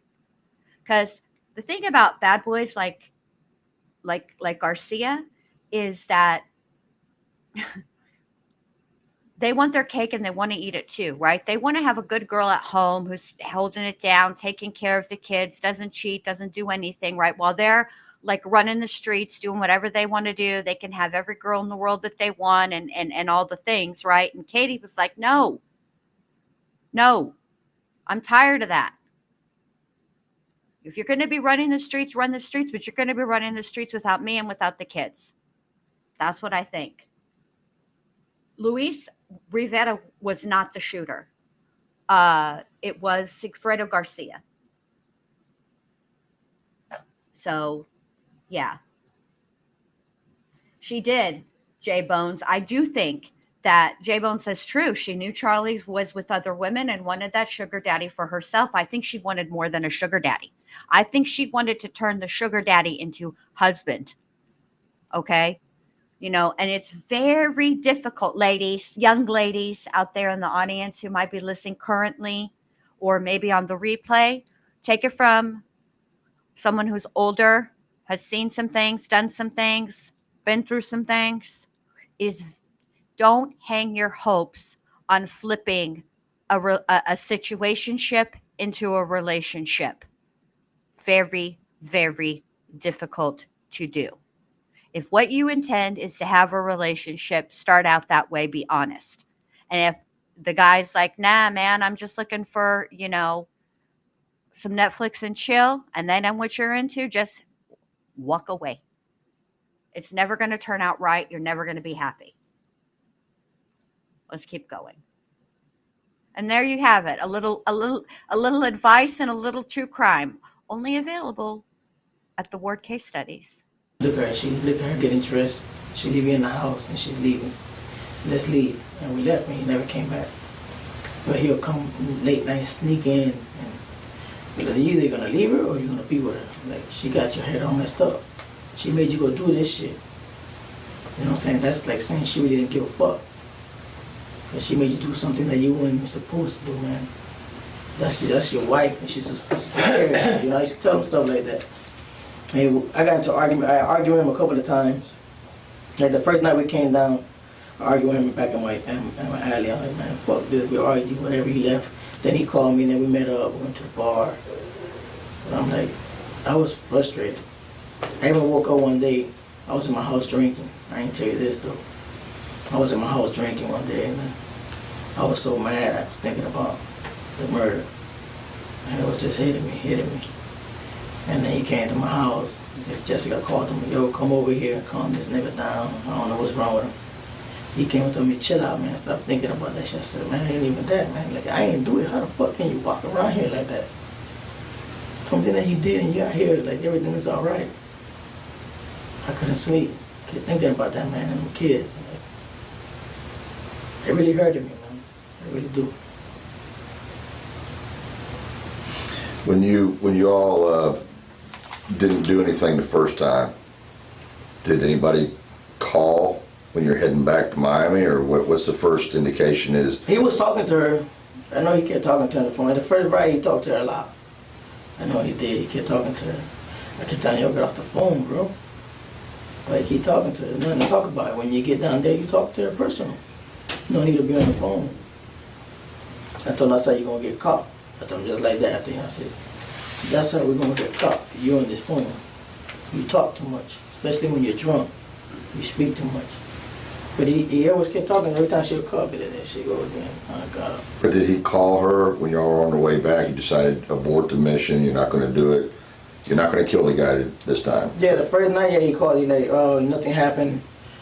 We'll probably come back, but nothing happened today. Like, fuck it, this shit is sour. It's not. You know, we couldn't even find the guy. We followed him. We kicked. Every time we go to his house, I couldn't tell if he was in his house or not because his car go into the garage. So we could never knew if he was there or not.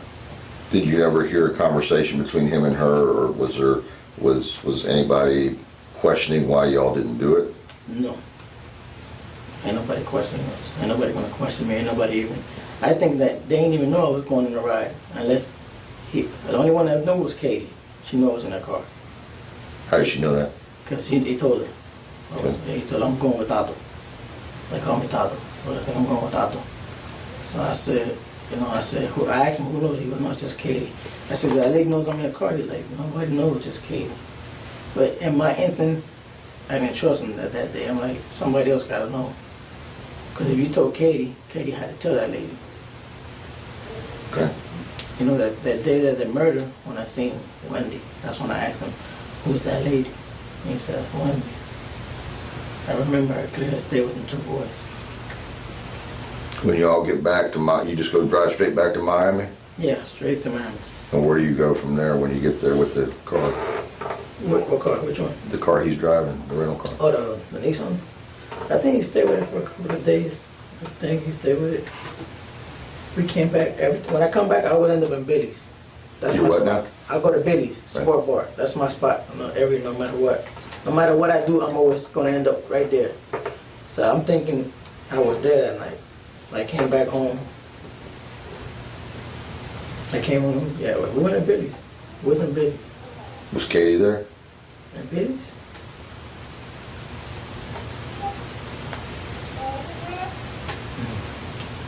I don't think so. Did you all go straight to Billy's, or did you go to Jessica's first and then Billy's? No, I stopped at my house, take a shower, changed up, got dressed, and went to Billy's. By yourself? In my house, yeah, that was my house. He left. He went. I don't know if he went to see Katie or he went to Shrimp's house. So I said, look, I'm finna take a shower and relax. I'm gonna get some coke and then we ride. And he met me in Billy's because I went to Billy's in my car. By yourself? Yeah, I went to Billy's. It was me, my brother, and him. I don't know if Ricardo came with me. Don't know if I picked up Ricardo that day. Can't remember. Can't really remember that one. I'm not seeing a lot of, you know. But I always end up in Billy's. If I go to Billy's by myself, everybody will meet us there.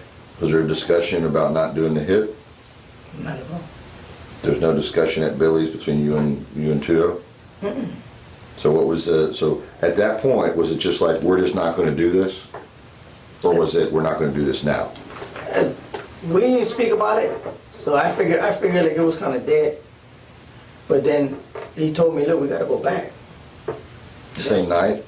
No, like I think a couple of days after, about 3 or 4 days, like we gotta go back up there. Is anybody wanting the rest of that $5,000 back? He never told me about the money, if they wanted it back or not. But I know the money was paid, that he had to do it. Like, I give you interest, you gotta go, you know, you gotta go do it. But we never spoke, I never really spoke about this shit that much. Never spoke to him about it. Never came back and told him anything. When it happened, that day to me was dead. The same day it happened, I buried that shit, never told nobody nothing. I stayed quiet with it. I never spoke to him about nothing, never told him nothing. But I know we came back. Okay, this is my last guess from Jennifer, who says the films from a foreign country were dubbed. Is it all the ones with Bruce Lee, like Enter the Dragon, the Kung Fu ones? I remember him telling me, we're going to have to come back. The day we left, like, we're going to have to come back and see what's going to say. If we got to, we'll come back. But I really wasn't up to it. But we came back and everything happened. Next trip or whatever. I just want to back up just a hair. You said a while ago when him and Katie always had him messed up and stuff. What was Katie doing? I mean, you said somebody she was going to see somebody. Oh, and so stuff. you go see the dentist. Who's the dentist? Tell us about that. I don't know his name. I don't know his name. But Enter. Let me try this again. Charlie Adelson has entered the chat. Obviously, he's referring to Charlie Adelson, and this is how they start investigating Charlie. I'm sorry. I don't. I can't think of that right now. My compartment is too full of Adelson stuff right now that I can't access that part of my brain that remembers all the things about all the films. Let me Godzilla. the only way I knew his name, I guess, I used to talk to my wife, she'd be like, she's with a dentist. And I'm like, oh, this mother. I already knew she was talking to dentist. He told me his name, but I couldn't remember. Right now I remember his name because it just came to my mind. But at that point, he'd be like, this bitch over here cheating on me. We used to work together. We left the job one day. When we left work, we went to a restaurant. And I went, we coming over here for? He's like, nah, because she's over here cheating with me with the dentist she's working with. I'm like, damn. Just so you know, now that song is in my head, so now it's going to be in your head. 40 stories tall, big and green, Godzilla, Godzilla, and Godzuki. Now it's like the first time that he told me, like, that's fucked up, and you over here stalking this hoe. Like, come on, you're not an ugly guy, man, you go get whatever you want. Like, leave her, but I know he wanted to get the car and smash right through him. Like, yo, I'll get off the car if you're gonna do all that stupid shit. If you want to run the car into that restaurant, I'll get off the car. There was a confrontation at one point, I believe, between, or an almost confrontation between Charlie and Garcia over Katie. He was that jealous of her? He was jealous, real jealous. He's real jealous about Katie. But he didn't do that though, did he? No, of course not. I think I wouldn't even be here. I think he would have been in jail. I mean, he never approached that dude or anything like that, right? No. He never did that Never. to him. Never. I know he told me that the guy looks like him a little bit. How the fuck the guy look like you, man? I know that's what he told me one time. He was drunk. I looked at him and I laughed. I'm like, you gotta be tripped for real. I remember him telling me that. But. Okay. All right. So we move up in time. You said he's talked about going back down. Tell us what's the next thing that happened to make all that happen. No, the next time he's like, we gotta come up here. So we came up. That's when I rented the Prius. We came up. We took the drive up here that night. How much warning did you have that you're going to take this trip, or how much? He starts telling you. He told me one time, and that's it. And then the time that he came, he told me that one time, yo, we gotta come up. And all right, whatever. I thought he was bullshitting, so yeah, all right, whatever. Because he was always drunk. So. Because you're working. Yeah, You still have a job. He doesn't have a job working. anymore, right? You helped him get a job way back when, right? I helped him get a job. I gave him a He's not- job. Is he still working there with you at this time? No. I had to fire him because he was drunk in the job. Okay. So he's not even working. I'm still working. I'm like, yeah, okay, whatever. I ain't really afraid no more. That Wednesday when I get off work, he comes, like, man, we gotta go. Like, this nigga, in my mind, I ain't saying nothing. I'm like, he's serious about this shit. You know, so, all right. I said, what's up, what you want to do? Look, we need to rent a car. I'm like, man, you better find somebody to rent a car. I'm not renting no car in my name. Okay, so just to go off on a little, because I'm watching the side chat and I see a lot of you guys have watched E.T. and was the first movie you guys remember watching. All right, just and it'll give you a little side story really quick. So when I was little, I think I was like 5, I went to a private daycare. Or a private kindergarten. It was at the daycare that I worked at, and it was actual kindergarten. Like they were accredited and all the things, right? And my dad was a paramedic at the time, and so he had, 48 on, 24 off, or 24 on, 48 off.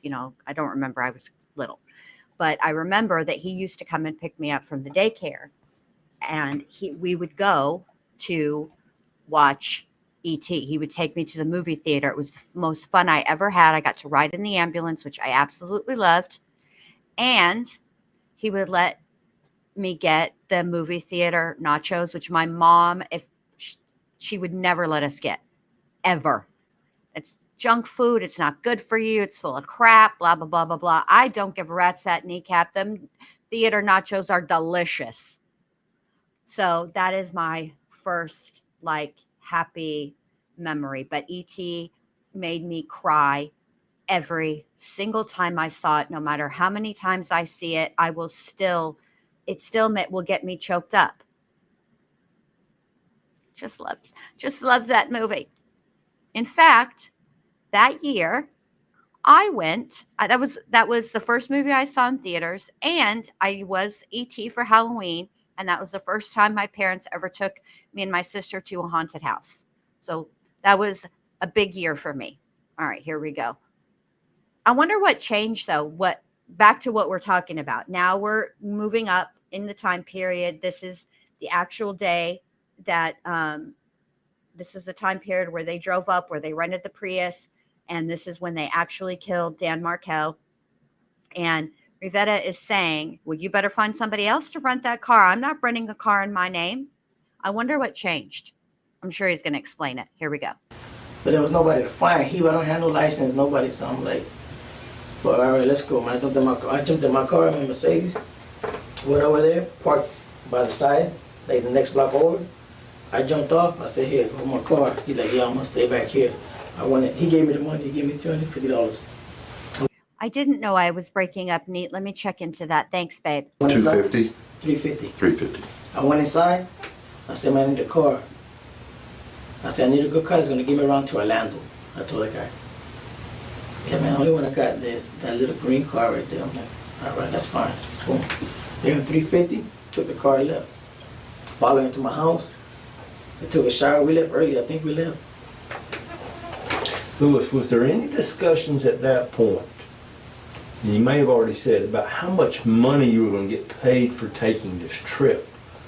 I mean, are you just doing this out of friendship, or was there a certain amount of money that you expected to get? You already told us you didn't want to go. You didn't want to shoot anybody. What about the money? I was really doing it because it's my best friend, and I didn't want him to take nobody else and get him all fucked up. Well, Okay. he told me I'll give you 35 grand.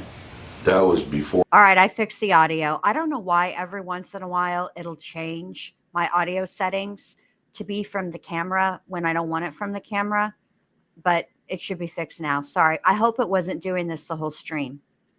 You took the first trip. That's before I took it. Okay, I wasn't sure. I'm sorry for That's all right. interrupting. I just like to. No, it's good for clarification. Yes. That he'd already been, my understanding, please correct me if I'm wrong, is you'd already settled that he was going to give you 30 and then give you an extra 5. 30 and then he's gonna give me an extra 5, but he gave me an extra 7.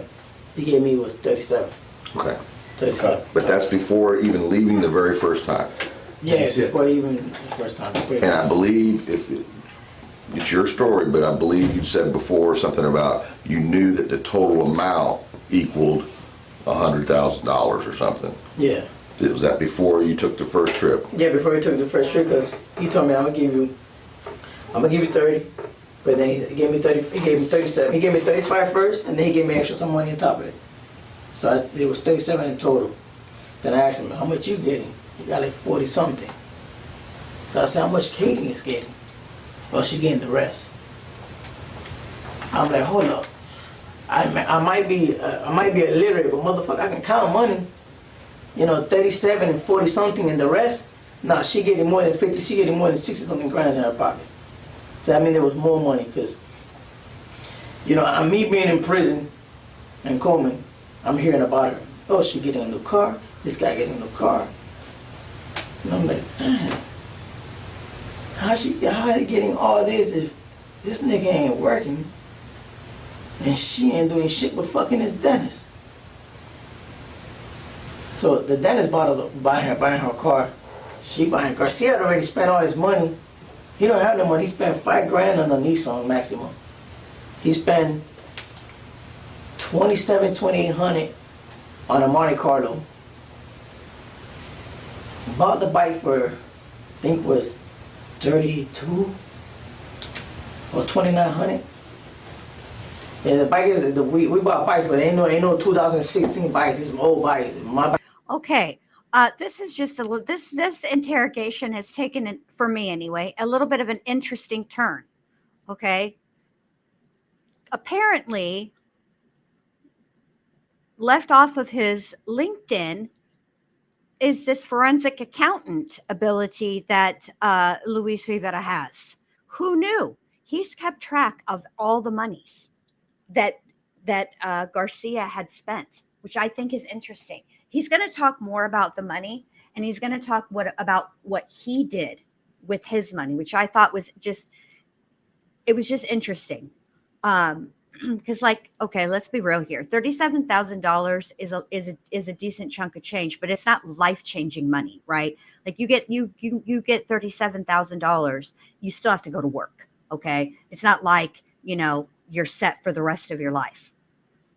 But what's interesting to me about all of this, again, the details about how the money was split and that was my favorite part too, Rachel. I may be illiterate, but I can count money. What's interesting to me is the details that Garcia is able to give. And these are details that are actually relevant. Wendy, with an eye, pay attention. These are details that matter. Okay. And that's why this has the ring of truth to it. Because again, I have to reiterate that, and I'm really curious to see if Donna is going to go the way of Charlie Adelson, and they're going to use we were being extorted. We actually had no part of this, but they were blackmailing us, because the way Garcia, or the way that Rivera is explaining it, is there was one payment, not a series of payments. So extortion would you squeeze for a little money, then you squeeze again for some more money. It's like a continual squeezing for money. But that didn't happen here.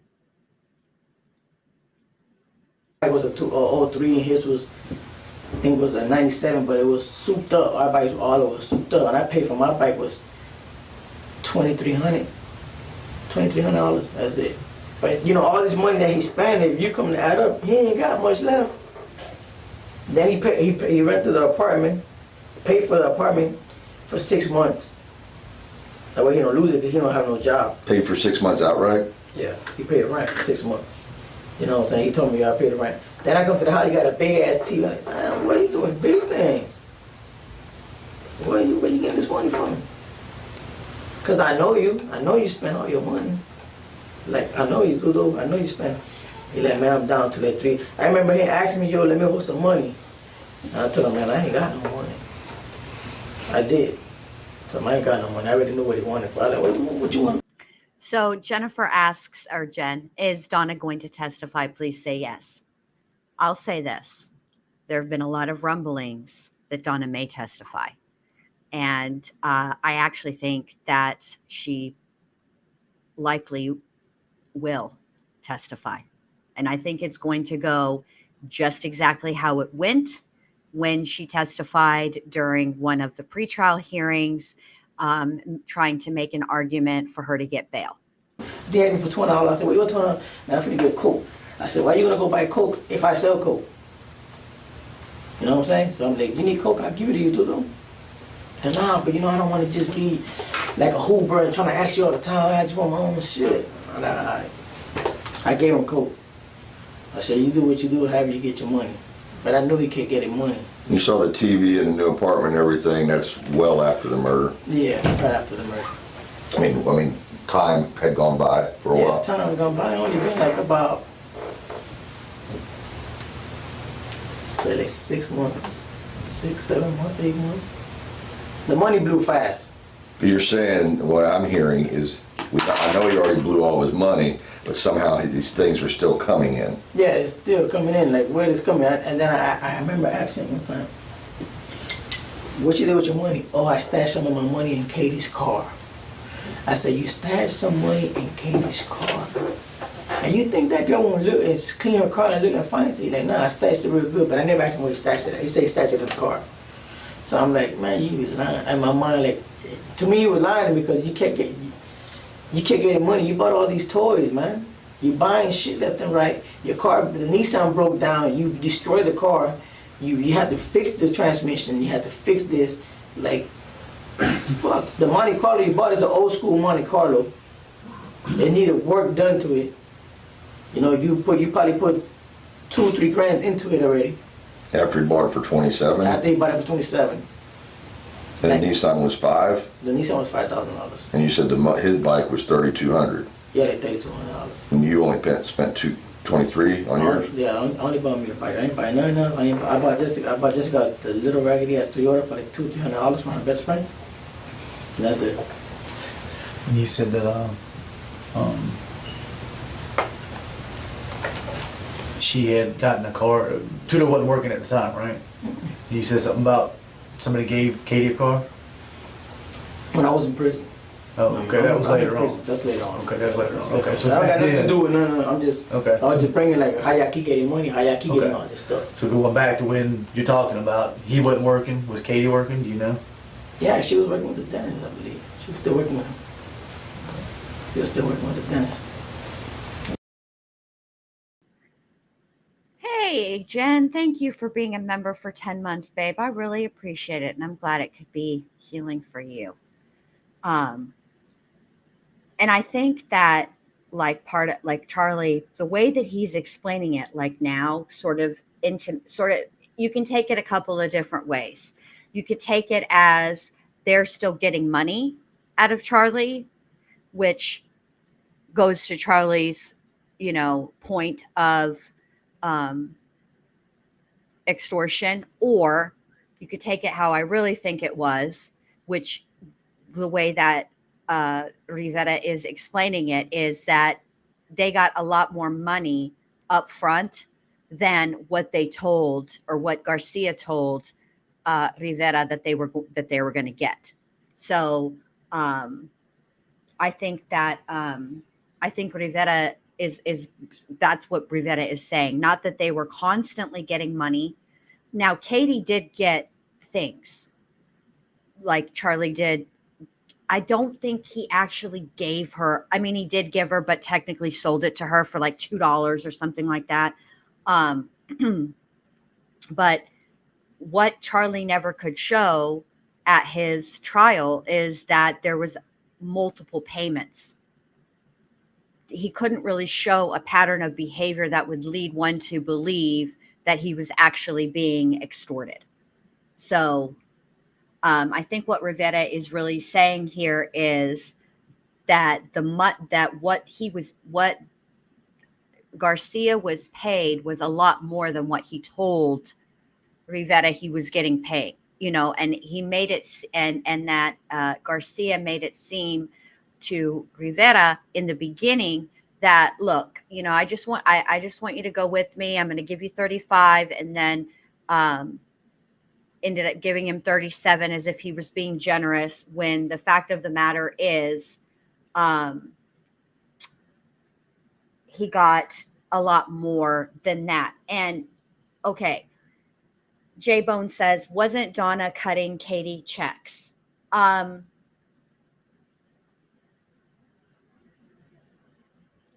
You know what? I'm gonna have to. She was. And that's kind of convoluted right there as far as the extortion goes. Okay? Because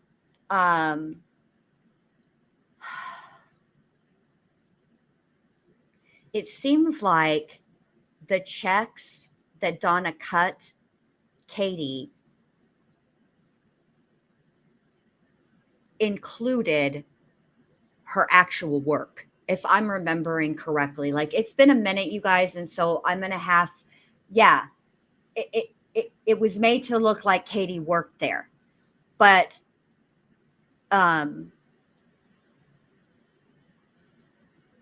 it just,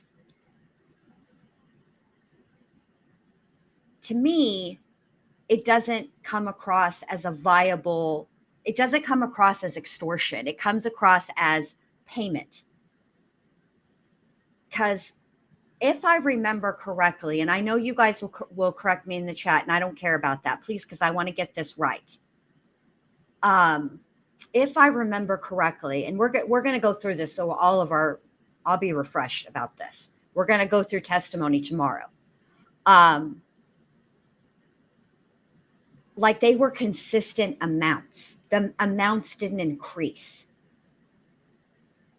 And I don't know many extortionists who like are on a payment plan. And that's kind of how it seemed. Like, there was an amount that they were trying to, according to Charlie, if I'm remembering this correctly. We're going to catch up on all the testimony from Charlie's trial. So we'll also from Garcia's trial and Magbanua's trial. We'll play a little bit from each of the trials until it's time for the Donna's trial to start. But the way that I am remembering is that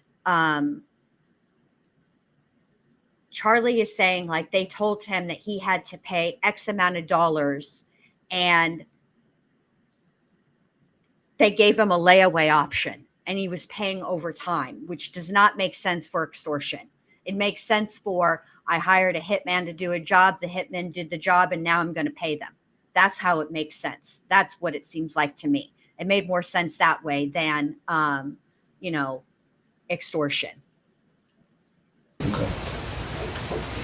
So when he stashed his money in the car, what kind of car did she have at the time? That same car she has, Mitsubishi, whatever you want to call it, that SUV, the white one she has right now. White SUV. All right, so he says, hey, we need to go back. We have to go back. I'm going back.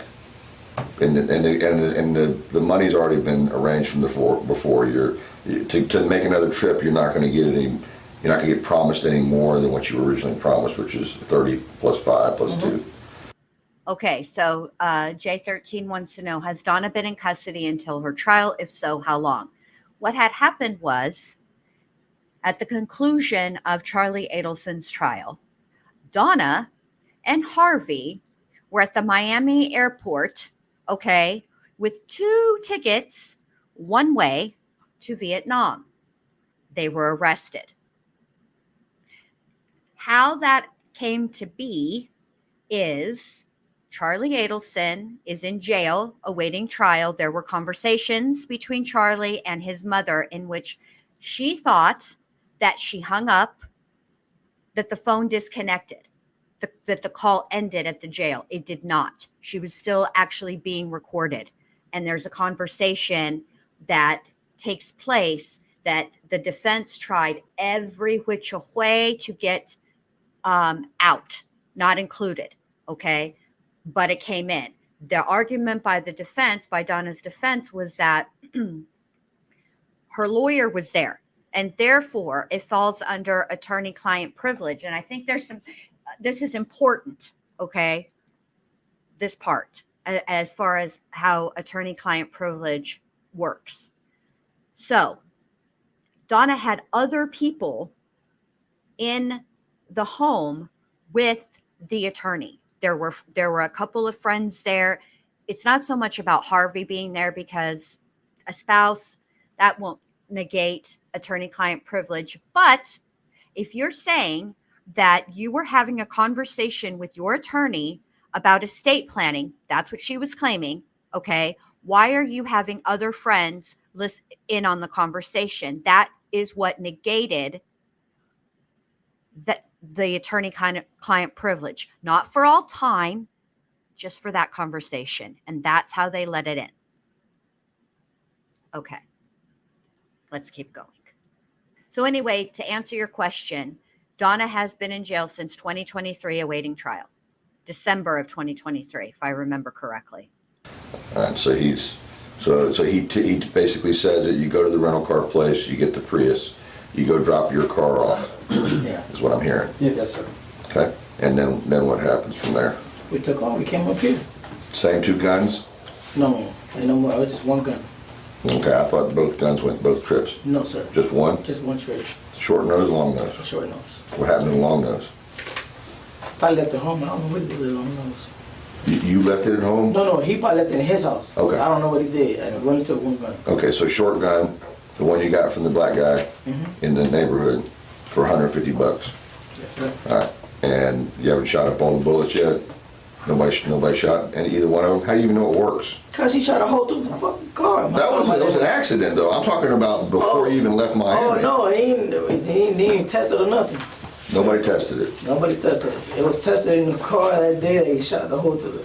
Okay, so That's it. and we'll get to that in a second. But basically, you saying that you bought the gun, never test fired it. He never test fired it. Never. But that's the only gun you're bringing this time. That's the only gun we brought. Just 1 gun.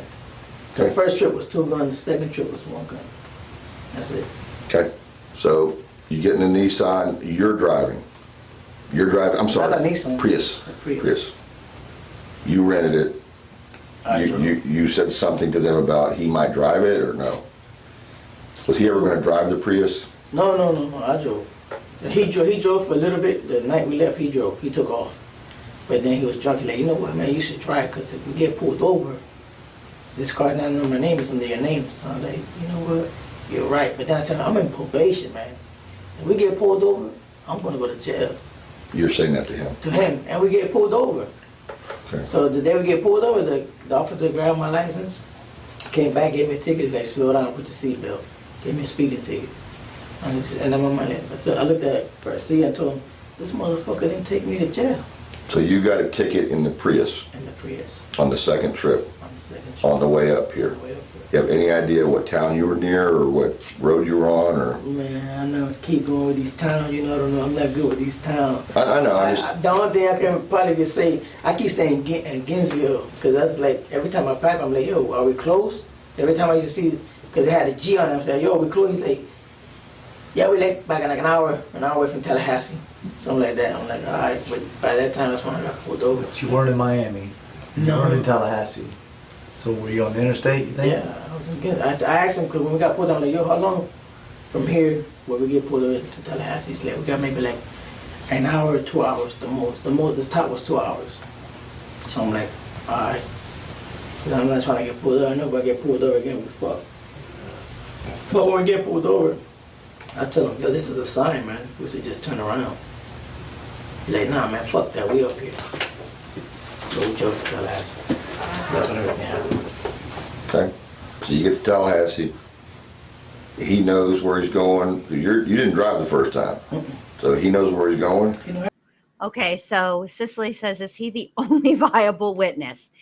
Okay, no. The state against all of them, Charlie, Katie, Sigfredo, they had a lot of evidence. Where Sigfredo comes in is he is, how do I put this? What's the best way to put this? He's the bow on the package. He connected all of the dots through his testimony. When I'm driving, he's telling me where to go. Y'all end up at the same hotel? Same hotel. Same hotel. 109 or 110? Yeah, same room and everything. Okay. And so, Kimberly, the deal that he got was second-degree murder, 19 years. He got 19 years to run concurrently with his federal sentence of 12 years. Hold on, I'll tell you exactly. I want to just, guys know how I gaslight myself. Even though I know the answer, I always second guess myself. So let me just make sure. Yes. In October 2016, Rivera pleaded no contest to second-degree murder and was sentenced to 19 years in prison. At the time of his arrest, Rivera was already serving a 12-year federal prison sentence on unrelated charges. Those sentences have been running concurrently. Yes. There we go. Just wanted to make sure, double, triple check. from that point, what do? You start doing coke and stuff again, or? Yeah, we started drinking, doing coke. I barely didn't sleep. What time did you get here to Tallahassee? Oh, damn.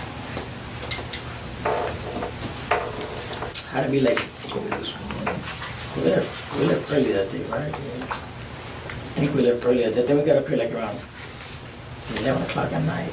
Let's see, like 11.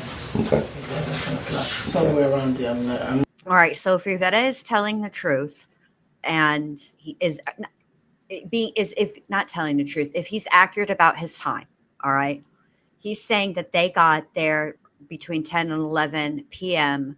the night before. Okay, there was almost 12. There would have been roughly 12 hours between the time they arrived in Tallahassee and the time that they committed the murder. They're gonna give you the time, and then you might be all fucked up. Is he talking to anybody on the phone on the way up? No. No, he was doing coke. He didn't really talk to nobody on the way up. If he did, I can't remember right now if he did. So you guys are asking about his deal.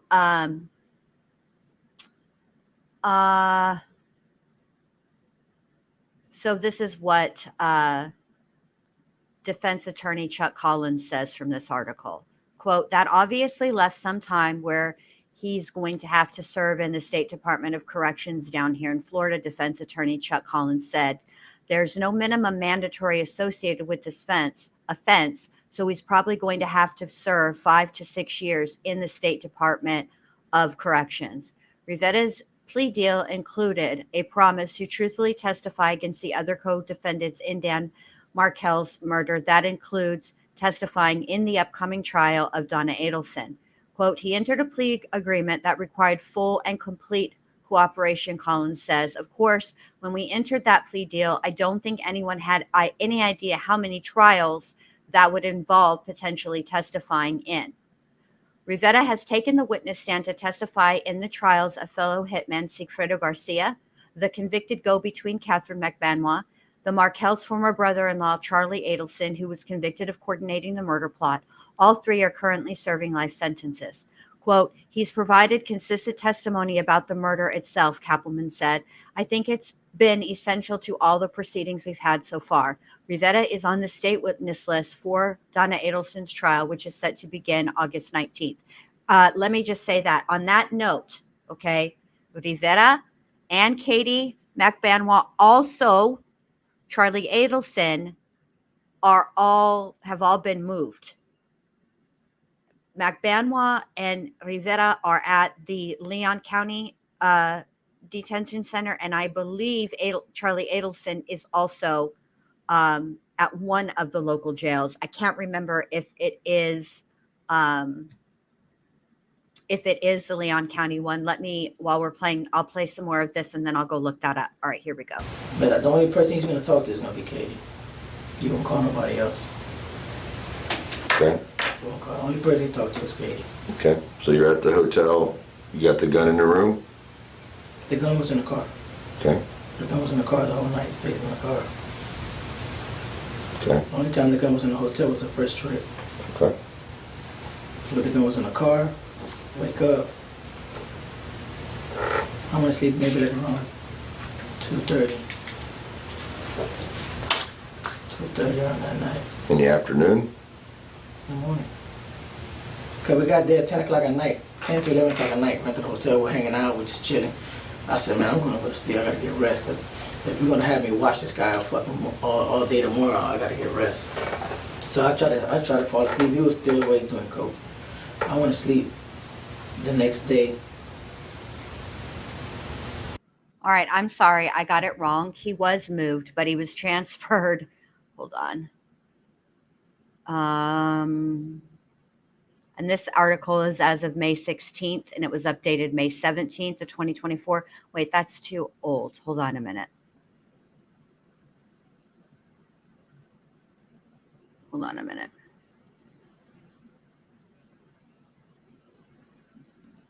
Let me read this really quick. Let me keep playing and I'll get back to you guys. I want to make sure I tell the accurate. It was Thursday. The next day we drove around there. I went around the block. I went around the block to the other park behind his house. He said, pull in here real quick. Let me go see if he's home. So we pulled in. He walked over there. He looked, came back. He like, go around the house. He said he seen something, but he wasn't too sure if it was somebody. So when I go around the front of the house, that I come back like this. So I'm driving this way. Wendy's walking this way with the two kids. So I'm driving. Before I get to the bump, I'm looking to my rearview mirror and I ask Garcia, man, what's up with this lady? Why is she looking so much? He's like, oh, that's that lady. That's Wendy. I'm like, oh, that's her name. I said, well, so you know, I'm like, okay, I seen the two kids. I said, what's she doing up here? What is she doing up here? Oh no, that she came to make sure that everything's all right because he's leaving out of town tomorrow. So it's got to get done tomorrow morning before he leaves. I'm like, all right, we leave. We go back to the hotel. Let me interrupt you for a minute. Was there ever a phone call from anyone around the time that you saw who he described to be? When she walked, as I'm looking at the rear mirror, I seen her walk a little bit further from her house, get on the phone. By the time we get to the hotel, he's talking to Katie. That's when he asked Katie, what's she doing up here? You know? But I asked him in the car before Katie called, what is she doing up here? He like, she came up here to see if everything's all right with the kids. I said, man, you gotta know something besides that shit. What this lady's doing up here? And she knows that we're up here. She knows you're up here.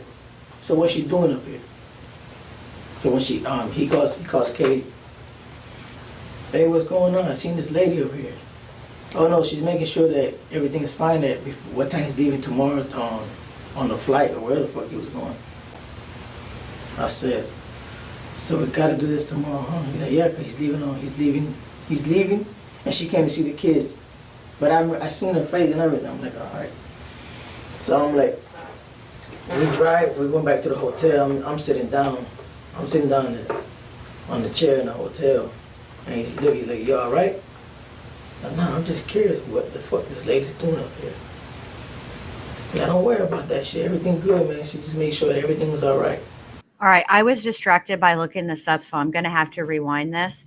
But I looked to see, and the question I asked is, will Charlie Adelson testify in Donna Adelson's trial?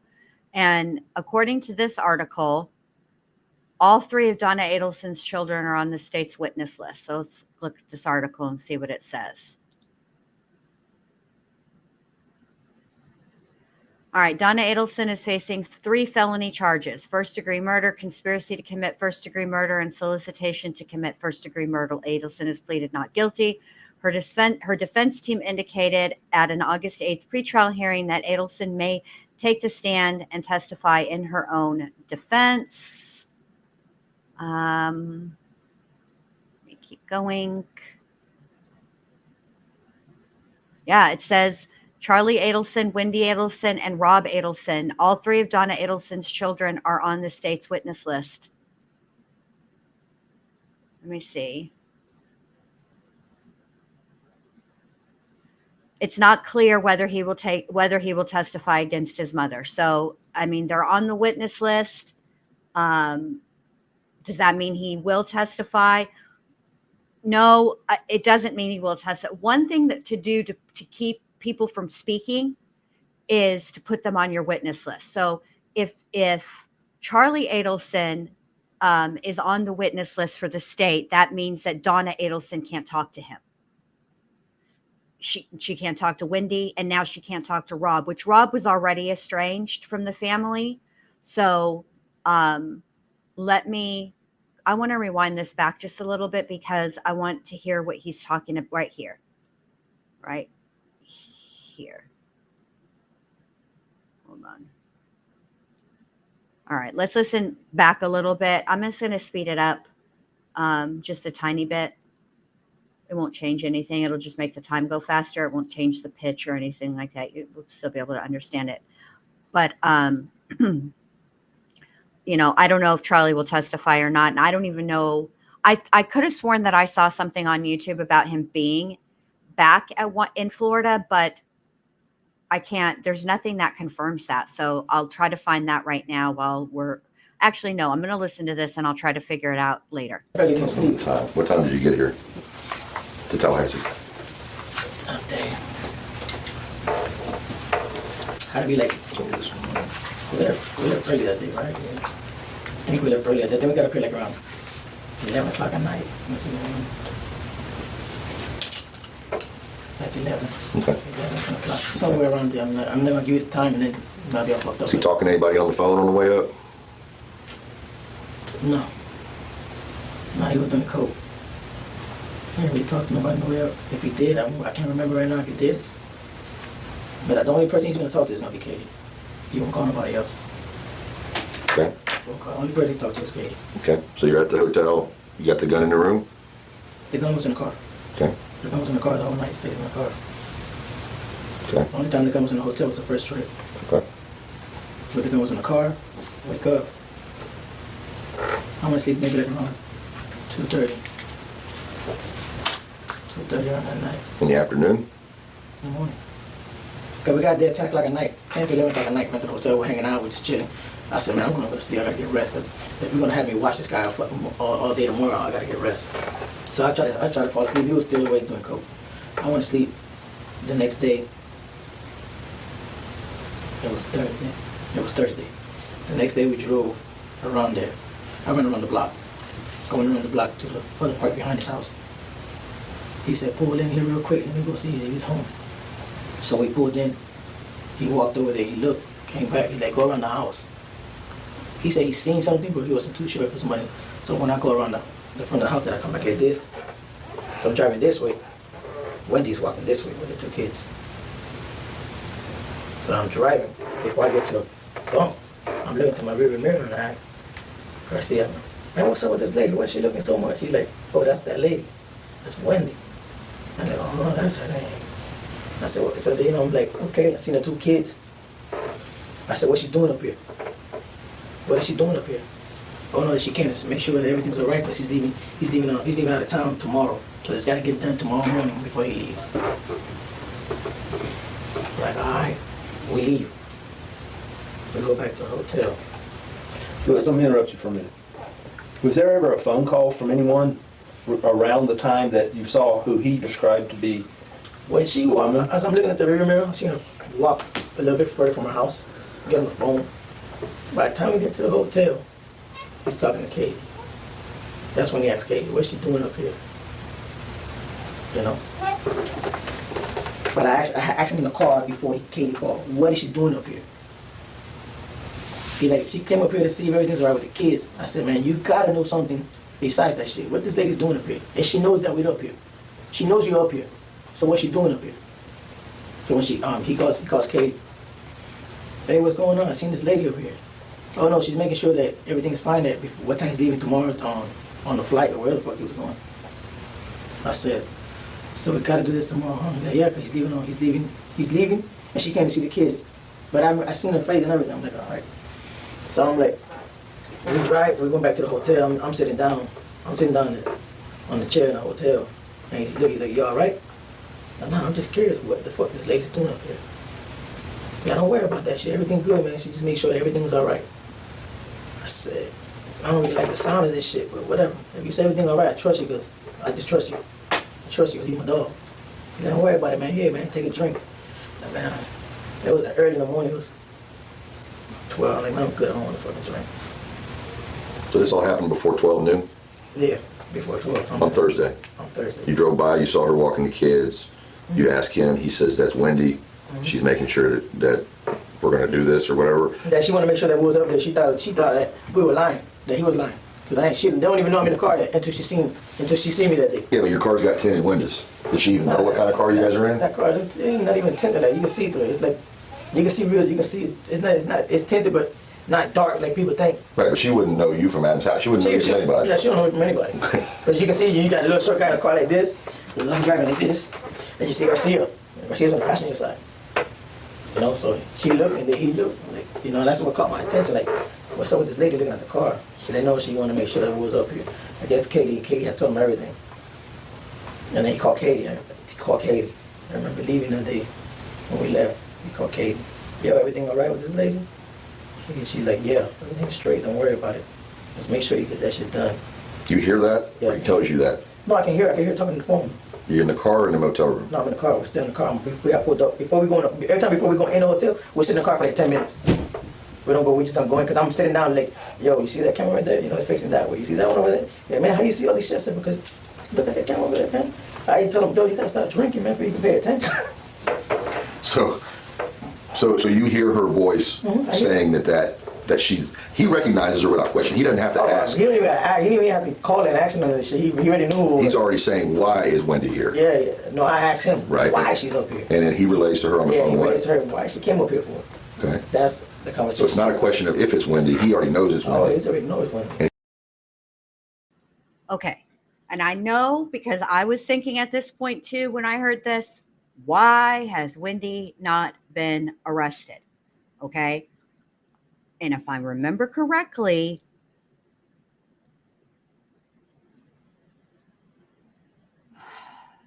I don't think there was a way to verify this story. I think that's why she hasn't been arrested. I think that if I remember correctly, I don't think that Katie Magbanua backs up the story that she spoke to Wendy.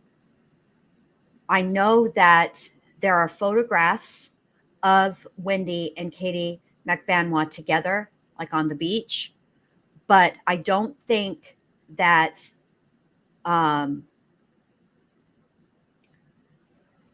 so maybe what we should do then is, I know we should listen to Katie Magbanua's testimony for sure. He does make it sound like, and I do believe Wendy did know what was going down, and here's why. Logic dictates, okay, that the person who stood to gain the most from Dan Markel's death is Wendy. Okay. She wanted desperately to move back to Miami, the Miami area. And Dan, and I think rightly so, okay? Because I don't want to make it seem like at all that I'm blaming Dan. It's not. I think he did the right thing. I think that him saying no and going to court over it, you know, or saying no, I'm going to go to court and I want the court to prohibit her from moving, because he wanted to be in his boys' lives. And, you know, 8 hours doesn't sound like a lot, but when you go from a situation where you're seeing your children every single day, you're there, you know, when they get up and you guys all have breakfast together and all the things, and, you know, you don't see them during the day because you're at work, but then you come home at night and they're there, and then you have weekends and there's vacations, and you go from that kind of a situation to where they're going to be 8 hours away, which means that it's going to be more difficult, and you won't have access to them on a daily basis, even if you'd wanted to, because 8 hours is a whole day, you know, in the scheme of things. You know, it's going to take like the whole work day to get there. Do you know what I mean? And they have bedtimes and all of that. So like, I get why Dan was like, no, I don't want that. And, you know, I think so too. J Bones, and I'm hopeful for this. J Bone says, J Bone, I should say, says, Wendy is going to get arrested soon after Donna's conviction. They can try her just on the connection alone. And I'm sure Georgia has been gathering Wendy-specific evidence for years. I think you're right. And I think that what Georgia has been doing, as far as gathering Wendy-specific evidence for years, is really leaving a paper trail of how that evidence has been gathered. Because remember, Wendy has derivative use immunity, which means nothing that she says on the stand, nothing in her testimony can be used against her. So if Kappelman is going to charge her, if the state of Florida is going to charge her with this crime, they have to show a clear trail of how they went about getting this evidence that did not come from something that she said during testimony. And I think that's what's taking so long, is that's what it takes a long time to do that. And because there's no statute of limitations on murder, Georgia Kappelman has all the time in the world, really, to build her case. And I think that's what she's doing, because a lot of the Wendy evidence is going to be very circumstantial. And, you know, circumstantial evidence is good evidence, but, you know, in this day and age, we're used to seeing cell phone evidence, DNA evidence. And so, you know, I think that's why she's taking her time. He's telling Katie, why is Wendy here? Mm-hmm. To make sure that he was up here, make sure he wasn't lying, that she was just paying him for nothing but. So Tudo's met Wendy? Yeah, I think he did. Matter of fact, I ain't even answer that right there, because I'm not 100% Okay. on that. Did you know Wendy? No, not at all. You ever seen her before? Just that day. That day I seen her, that Thursday. I'm not gonna say I never met her, never seen her. I don't know if he met her or, you know, but I know he said that's Wendy. I'm like, all right. Okay. All right. And Katie says she wants to make sure that you guys are, And we make sure that we was up there. and you heard her voice say that. Yes, sir. Okay. All right. So you're back at the motel, and he wants to start drinking. It's before noon. Yeah, we hanging out now. Now we in the hotel hanging out. Ready for the next day. I'm like, man, listen, don't get drunk, man. If you're gonna do something, you gotta do it right, man. He was toasted, man. Wake up in the morning, first thing he does, Chuck. I was taking a shower, like, don't tell me you're drinking, man. Man, I'm only taking a shower. Everything gonna be all right. He was already taking pumps. I'm like, oh man, fuck. So at 12 noon, back on the Thursday, you're there, and did you go anywhere else? You had to go someplace else because the car has to get shot. Yeah, we were driving around. That's when we seen him. That black boy with a car. We were driving around looking for coke. Matter of fact, we were driving around looking for coke. Because we had went to some bar. I don't remember where the bar was at. He said, man, let's go around here because I know somebody got to sell coke. But we bumped into him in the road. In the road? Yeah, the road. We're driving, bump into him. I thought somebody already had his number. Yeah, Garcia got his number. Garcia was trying to call him. But he wouldn't answer. He was trying to call him, he couldn't answer. But I told him we bumped him in the road. But he, yo, what's up, dog? He's like, pop. I think, hey, man, we need some party. Like, follow me. So as we follow him, I'm in the back following him. That's when Garcia, I don't know what he was playing. I don't know why he was playing with a gun. I don't know what the fuck he was doing. I'm driving, boom, off that jump. Like, yo, what's up, man? You all right? I don't know where I look at the car. Like, they want to move on. Yo, this car is now moving. What you did to the car? I was just laughing because he's so stupid. I'm like, what you did to the car? He's like, oh man, I don't know. I said, we don't got no gas. How the hell we don't got no gas? So we stopped. You looked under. He's like, oh shit, it's a line. I said, you shot the line? Are you serious? So we pushed the car outside the road. The black boy came. He's like, man, y'all come with me to the auto center. I'm not going nowhere. I'm staying in the car. I'm in the car. I'm still in the car. They come back. He's like, man, we gotta check the car. I'm like, man, get out the car. He's like, man, get out the car. Fuck, what you so scared of? It's not scared, it's just being cautious, man. I wasn't trying to get seen by nobody. So I got out the car, I'm outside the car, and while they jacking the car, I'm down my head talking to them. Like, this nigga stupid, man. He's like, what happened? I said, I don't know what happened. Okay. Picture this. All right, this is what has occurred. They're driving, they run into their friend who they knew from the last time they were up here. They're looking for some, recreational material, and Sigfredo shoots the gas line, and Rivera is over here like, they're like, come on, let's go to AutoZone. Like, it is no big deal. Now, Rivera knows what they're up there to do. And he's like, no, bro. First of all, how are you so dumb that you shot the freaking car? Let's start there. Okay. Now you're trying to get me to drive over to AutoZone where they have security cameras, and you're trying to get me caught up on tape in a town I ain't supposed to be in where we're fixing to murder this guy. Are you stupid? That's how they got caught, because you're going to hear Garcia repairs the gas line, but doesn't repair the hole in the car. It was an accident. Yeah, Bammy, Kershang Bammy. It was an accident. The hose, he saw something here. I didn't want to tell him what happened, I said, I don't know, I hit something. But you got to fix some small little holes, because he's a little mechanic, so we fix it up. But I was outside the car for maybe 10 minutes. We jumped back in and we followed him to some trailer parks. I didn't pull up all in the park, I just pulled up inside. Got away from me right here when he got some coke. Went back to the hotel. Yeah, I think he followed us. He rented the hotel for us.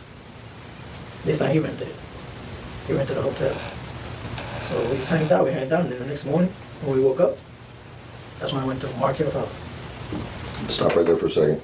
All right, with all that and the guy that went and found drugs for you, and so forth, all these contacts with that guy, you're saying is from Garcia's phone? Yeah. Not your phone? He put the number in my phone. Okay. So I don't know if he called him from my phone one time. I think he tried to call him one time off my phone. I told him, don't call nobody on my phone, man. I don't know this guy. First of all, I don't even like that guy. That man, we straight. You ever heard a name? No, never heard his name. Never knew his name. Never. And now, see, here is Rivera trying to keep Garcia on task, and here's Garcia, who really is not this guy. Okay, he's not a professional, as it were. Okay. And so all he's doing this whole thing for is because he wants Katherine Magbanua back. And I don't even know if he wants her back like that. I don't think that she's the love of his life and end game and all that for him. I just think he was salty because he didn't want her with anybody else. That's the mother of his kids. That's it. That's all. Okay. And so then, so he's got Rivera there, who's trying to wrangle cats. Okay. You got Garcia, they're up there to do a very specific task, and Garcia is concerned about getting turned in any way possible. Okay. Which tells me that he's not a professional. All right. Because even Rivera knows we shouldn't be drinking. We're supposed to be, paying attention. We have to keep our wits about us. And Garcia's like, man, no. And all kinds of, you know, fuckery ensues after this because Garcia is like trying to wrangle a cat, you know? And yeah, it's and now Rivera, there's a call. There might be a potential call on his phone that he might have to account for. He knows that if he doesn't say all the things, that he's not going to get this deal. And, you know, so he's trying to cover all of his bases. And what a mess. And for what? His name. But I think he called him one time from my phone, and then he tried to call him on his phone, like, man, whatever. I ain't paying no mind. But he rented the hotels for us. You know, he rented the hotel. English. Twice, because, you know, we had to check out the first time we came over here. The second time, it was the same night that we was there the next day. We had to rent it again. Okay, so he gets you a hotel and you made it sound like it was a hotel that was closer to Markel's house. Yeah, the one that he rented, his name was closer to Markel's house. Yeah, did he go party with y'all in the room or anything? He was there for a little bit. He was there with Garcia. He was there. I was mad as hell that day. Like, I ain't come up here to make friends. So he was there with Garcia, hanging out. It seemed like they were best friends for a little bit. The rental car company ever found out there was a hole shot in their line? Did they find out? Did you ever call them or say, or you just immediately just fixed it? Oh, no, we just fixed it right then and then. Garcia's like, he's a mechanic. No, bootleg mechanic, know how to do the work. He fixed it himself. Okay. Fixed it up and everything. All right, so then what do you do that night after you're at this new motel? We're just hanging out. We're just hanging out, just chilling the whole night. We ain't do nothing, stay there the whole night. I parked the car in the back, just sitting there. I ain't do nothing. I was trying to throw a picture of the owl, like I told you. Posted on Instagram. He saw an owl, a bird, I don't know what kind, it sounded like a barred owl maybe, that landed in the parking lot at the hotel and Took a picture scared of it. him. And what happened after you took a picture? What you did? I took a picture and put it on Instagram. And then what happened? Katie called Studio. Tell him to take that shit down. If he's stupid or what. So, you know, I'm like, well, I took it down. I don't know if I took it down right away, but I took it down. So she's like, why would he do that? He can't tell nobody what is that. And in my mind, y'all be talking on the phone all fucking day. What the fuck you worry about me putting the picture on Instagram? So yeah, I put it on Instagram. She called them and told him to take it down. I mean, he's not okay. I can't even believe I'm saying this. Katie's not wrong. Okay. Right. When you post something to Instagram, Facebook and whatnot, you know, you leave a trail, you leave a location, but at the same time, Rivera is not wrong because you guys have been talking on the phone all damn day. So what difference does it make? This is a mess. So I took it down. That's it. We just hung out all night. The next morning we left. The next morning was a Friday. Friday morning. Went to Markel's house. Went over there. I parked by the park again. I waited for him to come out. When he came out, I followed him. With Garcia in the car. To the daycare. He gets to the daycare. I'm just driving in circles. I pulled up across the street. There was a building. At that moment when I'm pulling in the building, he's coming out. As he comes out, we follow him again. This time we follow him all the way to the gym. Follow him to the gym. We waited in the parking lot for a while, for like 45 to an hour at the most. Got there. So when he came out of the gym, I followed him home. As I'm following home, he goes around the back. I go around the front. We met him right in the garage. I was like maybe like 3 or 4 feet away from his car. Garcia jumps out, goes around the car. When he's driving, I think Markel was on the phone that day. Shot him twice, got in the car, we left. The kid's driving. We dumped the gun towards the bridge. Can't remember that bridge. I wish I could remember if I can show you. I really couldn't remember it. Let me just say this, okay? The thing about Florida is there's a lot of bridges, okay? So do I believe that he can't remember? Yeah, if you're not from that specific area of Florida, because of how Florida is located, they have a lot of bridges. It is what it is, even in Tallahassee. So, I get why he doesn't remember that. But anyway, sad. It's because of the way he talks about what happened. You know, it's a very, very matter of factly, you know, like it was nothing. He uses the same expression in his voice describing the murder of another human being who he didn't know, he didn't have any beef with, had never done anything to him, as he is talking about the picture of the owl that he took. In fact, I think he was actually more expressive when he talked about getting chastised by Katie. He was more irritated about that. He had more emotion in his voice over that than describing this murder. It's really sad. Drove. And scary. I made it home. Never spoke about this again. Never told nobody. The next morning, it's a Saturday morning. I'm in the barbershop. Katie calls my phone. Where's Tuto at? Stupid motherfucker don't answer the phone. Just like that. I'm like, I don't know. Let me find out for you. Give me a minute. I try to call. I think I called Shrimp's phone. Called Shrimp. I said, where's Tuto? Oh, he's here, drunk, sleeping. I said, wake his ass up. Tell him that Katie's looking for him. For what? Don't worry about it. I called Hibaro. Hibaro go pick Tuto up. So I think Hibaro picked them up, dropped them off in Katie's house. They showed up to my house. I'm still in the barbershop. I'm in the barbershop. My wife calls me. Babe, Katie and Tuto are here. I got a bag in my hand. It looks like this. It looks like a brick. I said, all right, don't touch it. Don't even look at it. I'm on my way. When I get there, Katie's upstairs because Jessica told her to come up because I just had Lulu. I get there, Katie and Tuto. Katie, oh, what's up, Dr. Man? What's up, man? Tuto, what's up with the bag?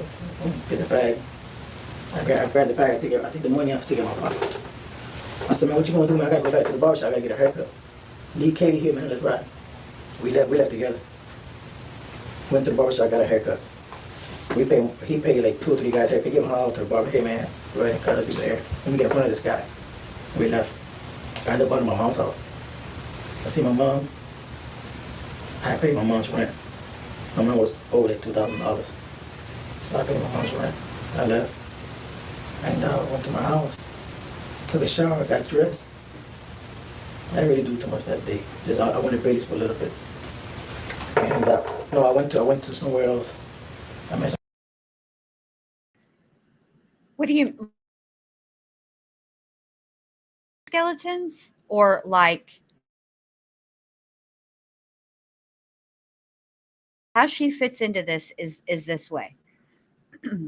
She was the on again, off again girlfriend and mother to Sigfredo Garcia's 2 children. They had 2 children together. Okay.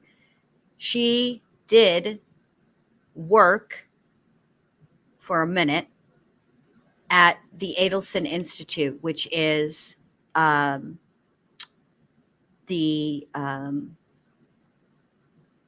dental practice that Harvey and Donna Adelson. Harvey is a dentist also.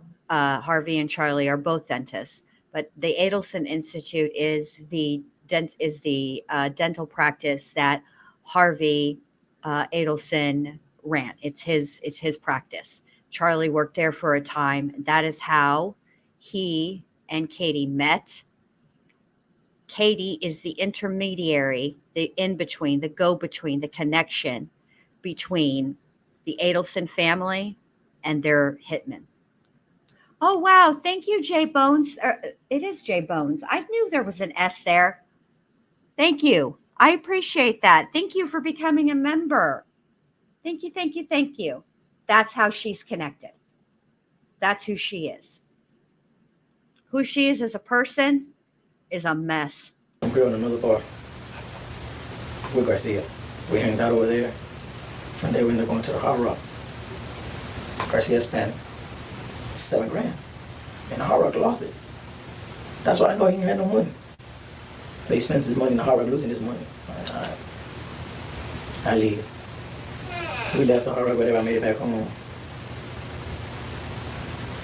Monday.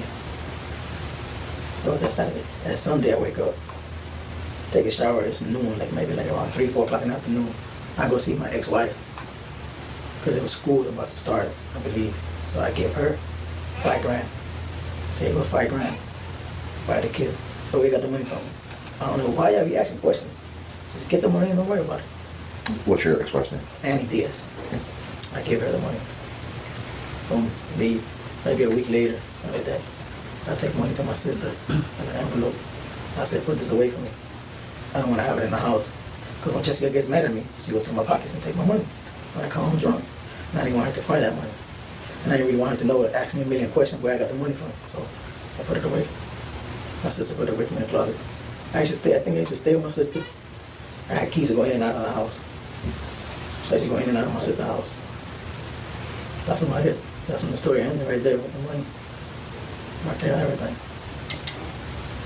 Let's back up to, you come back home, where do you take the... Okay, so Crocheting Bammy says, wasn't Katherine Magbanua charged with perjury? Yes, she was. So here is an article from Law and Crime on October 30th, 2023. An ex-girlfriend of Charlie Adelson swore Monday to tell the truth before she admitted that she perjured herself in both her trials in the 2014 murder of Florida State University law professor Dan Markel, now that she is serving a life sentence behind bars. Katherine Magbanua, a 38-year-old inmate, took the stand and said, quote, "No, ma'am, I was not," when responding to Chief Assistant State Attorney Georgia Kappelman about whether she was truthful with both sets of jurors, whether the hung jury of 2019 or the one jury that sealed her fate in 2022. Magbanua explained Monday that her defense in those trials was, quote, "that I had nothing to do with it," being the murder of 41-year-old Dan Markel, the former brother-in-law of Charlie Adelson, who is currently on trial as the alleged mastermind of the murder-for-hire plot. Were you in the middle? Magbanua was asked about her involvement. Quote, "Yes, ma'am, I was," the inmate replied, before confirming she also lied when she said at her first trial that convicted triggerman Sigfredo Garcia, the father of her children, had nothing to do with Markel's murder. So why tell the truth now? Magbanua was asked. Quote, "I believe that the truth needs to come out now so that the family can get some type of closure." Why didn't the truth need to come out last year, the year before that, or the year before that? Kappelman followed up. "I was trying to defend myself," Magbanua answered. "You were trying to get off," the prosecutor shot back. "Yes, ma'am," Magbanua admitted, also testifying that Charlie Adelson did not threaten her to remain silent about what she knew at her trials. So there you go. Yes, she was. I'd forgotten about that too. All right, let's keep going. We're almost done. Car two, or where you and Tudo together, you stopped at the ATM. I'm sorry, yeah, you're at Prius and you stop at an ATM, you've seen that photograph. Mm-hmm. Okay, and then from there you go somewhere. You're just getting back into town. Yes, Chris, thank you for correcting me. Chris is correct. I'm sorry, I misspoke. Katie never worked at the Adelson Institute. She worked at SoFi Dental, or is it Sophie or SoFi Dental, when she and Charlie met. That's right. That's right. And that's why there's, thank you, Chris. I appreciate that. Because it's a lot of details. That's why I'm going over it again, because yes, I followed this case for a very long time, but all of it, there's been a lot of other cases in the interim, and that shouldn't be an excuse. I should have better prepared for this prior. So we will definitely be going over all of this because, yes, it's the first day of jury selection. And they're not even expecting testimony or opening statements to begin until at least the 25th of August. So we have time, which means I'll have time too to get caught up and refreshed. And I appreciate you guys in the chat who do remember some of these details, all of these details that have escaped my memory. And I appreciate that. I can't remember. I remember going home and went somewhere else. Well, you said you ended up going to Billy's, but I didn't go in the Prius to Billy's. I wouldn't drive that car. I ain't drive that car. He had that car. I didn't even like that car. He had the car, lost the car for 3 days. I had to go look for the car because he don't know where he parked the car at. I called AAA to go in the car and give me because he left the keys in the car, locked the car with the keys. I couldn't open the car, so he called AAA. I gave AAA $50. They opened the car, gave the keys. Went and got his stupid ass. Here, come collect this car. Let's drive it back. I turned the car in and left. Where did you find the car at? A couple of blocks from Shrimp's house. I think Shrimp was staying like on 76. And Dickens Avenue, somewhere around there in Miami Beach. I found the car like on 78, 79th Street. Like 2 or 3 blocks down on a corner. Right by a fire station. Like they would have came there with a toilet car with. And then I would have had to pay more money. That's how drunk he was. Okay. So when you came back, you split up. So he took the car. He took the car with him. Yeah, we split up. He took the car. He had the car for a couple of days. I kept telling him, yo, I gotta return this car back, man. Okay, but the next morning, Saturday, you said you go to the barber shop. Yeah. Right, so the murder happened on Friday. Y'all drive all the way back. You party, whatever, Friday night. Was it Sunday that he went to Hard Rock? Or was it that? I'm thinking, it was that Sunday? No, it was a Saturday. It was the next week. Okay, so The next week after that. the next week after that. Okay, so before we get to that, you're back in town on Friday. We talked about Big Daddies. Yeah, you talked about Big Daddies. Do you remember? I wasn't, I kept telling I wasn't too sure if we went Right. to Big Daddies or not. I can't hear say it and be like, yeah, I was there. No, that's maybe fine. I was, maybe you said my credit card went in there. If I did, who knows? I can't remember if I was there or not. I really can't. Before this, I want to go back to your driving out of Tallahassee, and you said before that he calls Kate. He calls Katie. I think right when we had dumped the gun, I think he called her and he said, everything is done. Make sure you have my money. I'm on my way. When we get back to the house, he calls, yeah, with my money. She goes, don't worry about it, you have it tomorrow morning. I can hear it. I know. I want to go back. You're driving out of Tallahassee. The Markel's been shot. You're driving out of Tallahassee. All right. And then, are you saying that you dumped the gun before he made the first phone call? Because the big deal was about he calls her and says, Yeah, he called her and told her it's done. Everything's done. I think way before we dumped that gun or after we dumped the gun, but for sure, 100%, he called her and said, hey, it's done already. "Do you hear her on the other Yeah, I end?" can hear it. She goes, okay, I know, all right. Okay, I know. All Yeah, right. like I'm like, yo, how the fuck does she know? Like, how would she know if this shit done? But it's Katie's voice. Yeah, it's Katie's voice, 100% it's Katie's voice. He can't call Wendy, I don't know her voice, I know Katie's voice. Okay. So I'm like, all right, I said, I looked at him like, did you really just call this guy and say you're done? Like, where your mind is at? All right. I'm using that as a reference point for when that conversation happened. Have you all dumped the gun yet? Shit, I'm not sure. I don't know if I did or not. Okay. I'm not gonna tell you yes No, or no. that's fine. Just thought I was trying to give you some type of reference point to I can't remember. remember where the fuck the bridge is at last. Well, I know, but I was thinking if you'd already dumped it, we know we can narrow I down can give you here. a picture. You want to see it? I mean, this morning thinking about the bridge.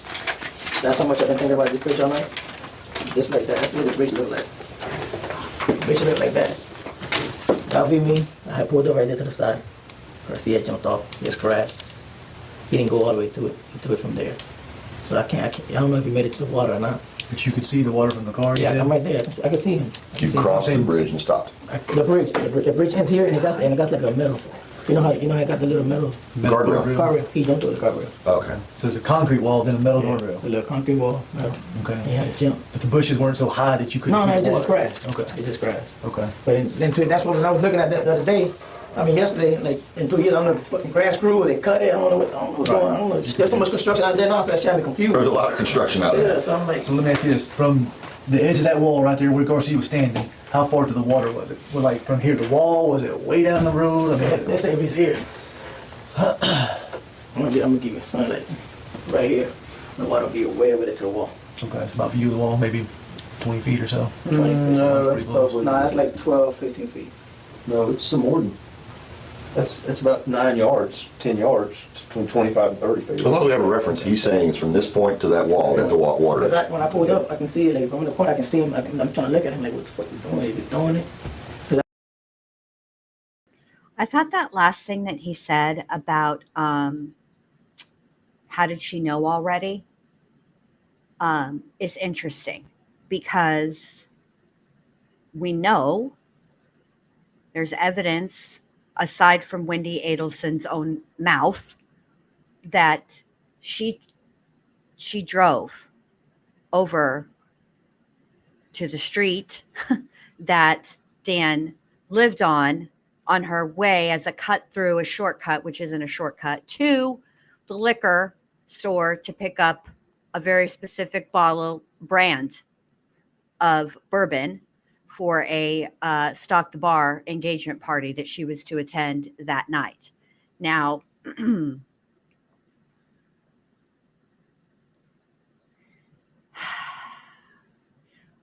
I don't remember, and I'll be listening for this. I've been taking some notes about things that Rivera has said, that when we go over Katie Magbanua's testimony,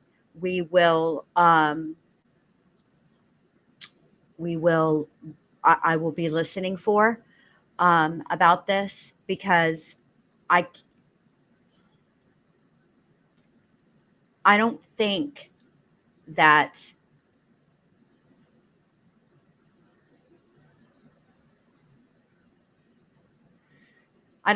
there has been a connection with Wendy Adelson and Katherine Magbanua on the day that Dan Markel was murdered. Like, I don't think that they have, and if they have, it hasn't been presented. I do not think that they have evidence, or that they've presented evidence, I should say. That'd be a better way to say it. I don't think that there's been evidence presented yet that connects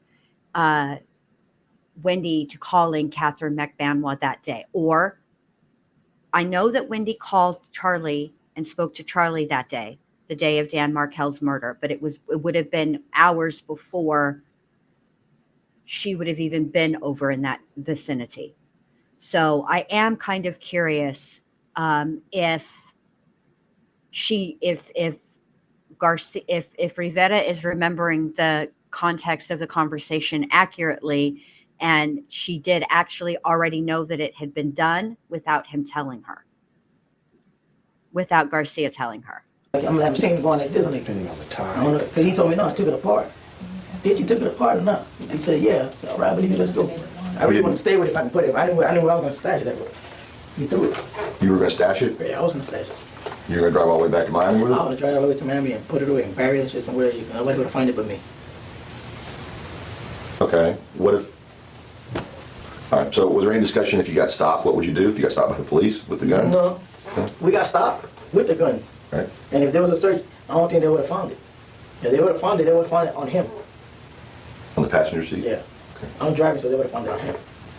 Okay. You know what I'm saying? So I say, hey, if we get caught with this gun, you know you got to take full responsibility. I'm not going to prison right now. Right now your record's kind of clean compared to mine.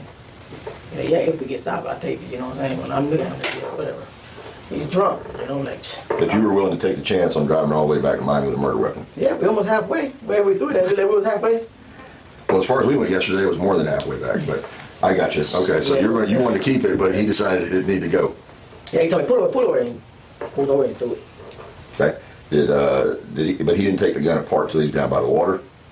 He didn't take it apart? He was drunk in the car the whole time. I was like, bro, what is it to take the revolver and just pull the thing out? I mean, it's just all you gotta do is pull it out, man.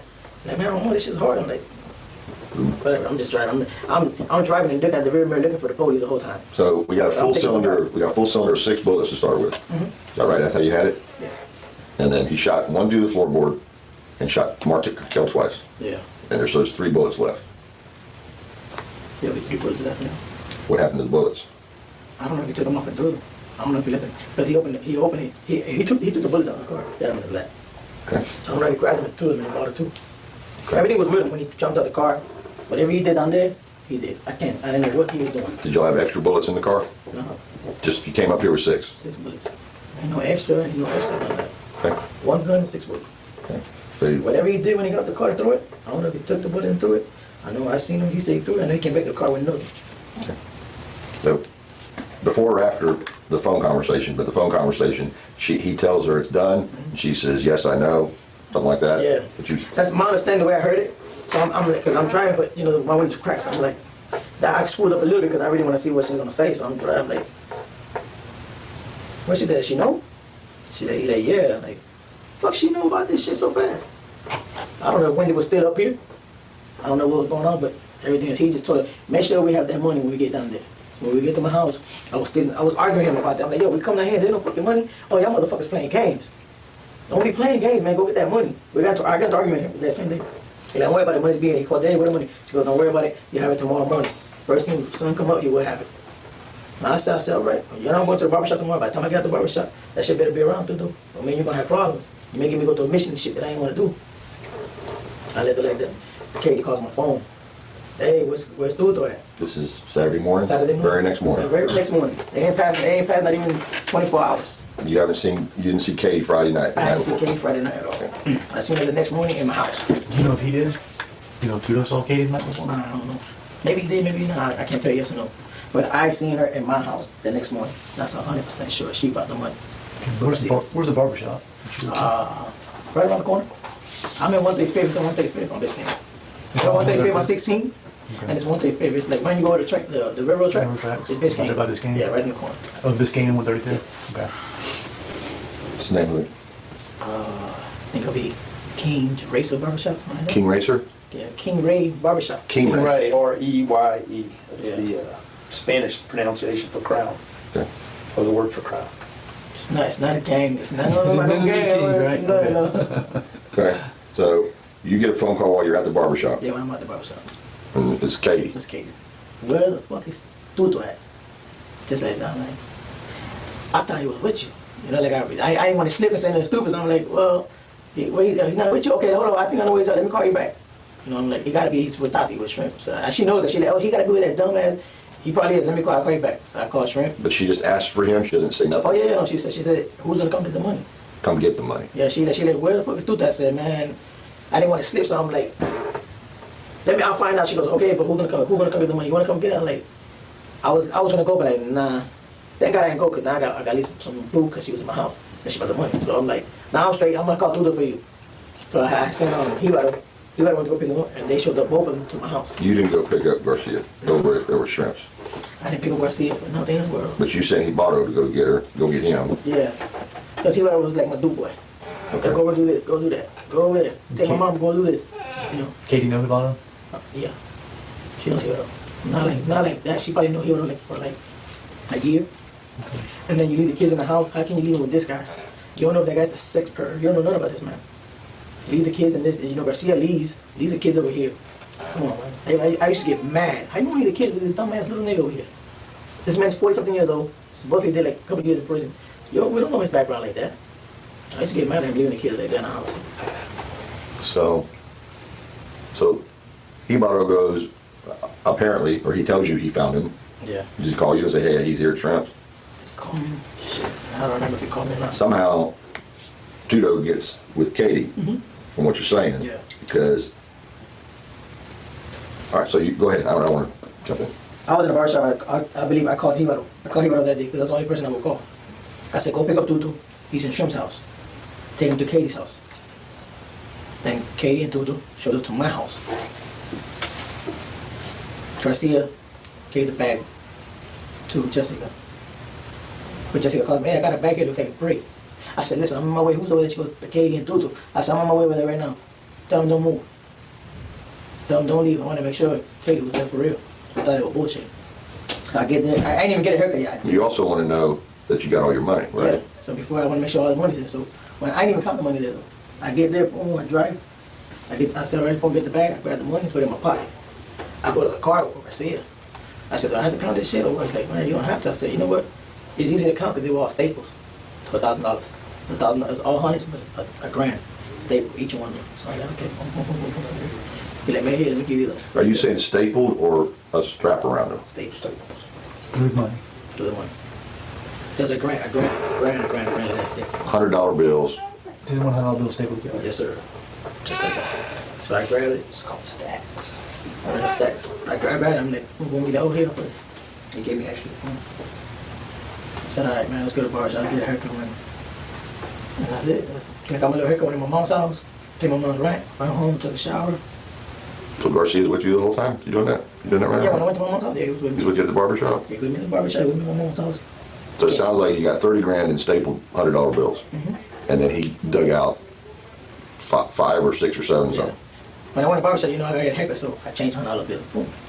I just said, man, stay with 40 and give me 60. Because the haircut's $20. And give me 60. Boom. That's it. But they give me the other extra. That's about it. That was like the whole nightmare right there. And no more discussion. Never spoke about it again. How did Katie leave from Jessica's house? Her car. She was in her car. So she's still there with Jessica and Okay. So the staples are what got Charlie Adelson caught up, because that was a habit of Charlie Adelson's. You know, can you imagine being Rivera and you get this bag that looks like a brick and it's got this money in it, and you're looking for bands, and this fool has used staples like he's Milton from the Office or from Office Space. Give me back my stapler. And I think that's that. I can't remember now. It's been so long. Which 2 years is like in true crime is like a long time. There's so many things that came in the interim between Charlie Adelson's trial in 2023 and then, you know, now back to going into Donna Adelson's trial. And if I remember correctly, I don't remember if any of the jurors gave interviews. I'll look for that as well, because to me, when I was listening to the trial, the staples are like some weird signature almost, you know, not even almost. That's exactly what they are. And in my mind, it really tied Charlie Adelson to all of this, you know, in a very significant way, because that is not like, I don't know anybody that staples money. I don't.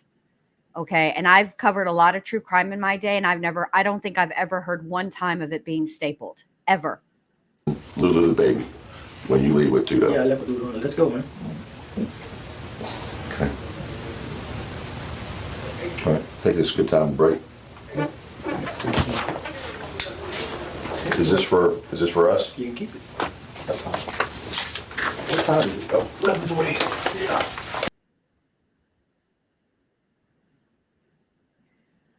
All right. So that is all that I have for you guys today with our catch up.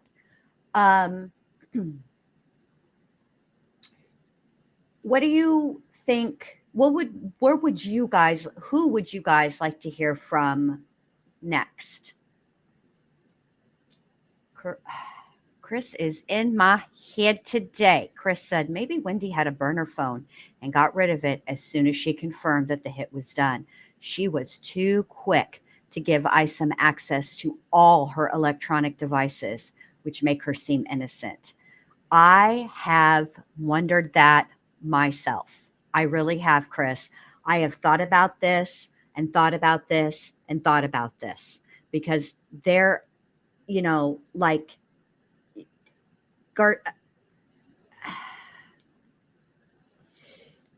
I think that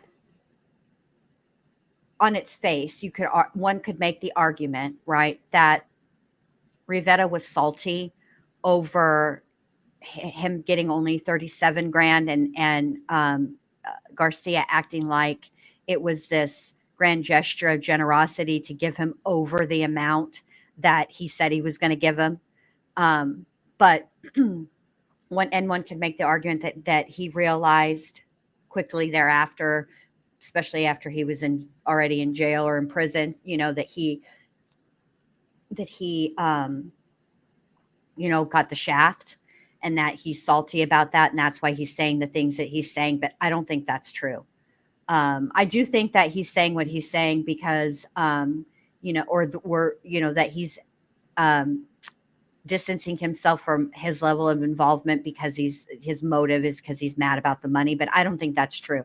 I think that a lot of it, I think that it is definitely self-serving why he's testifying, and why he turns state's evidence. But I think that I don't think he's lying. I don't think he's telling, I think he's telling most of the truth to the best of his recollection.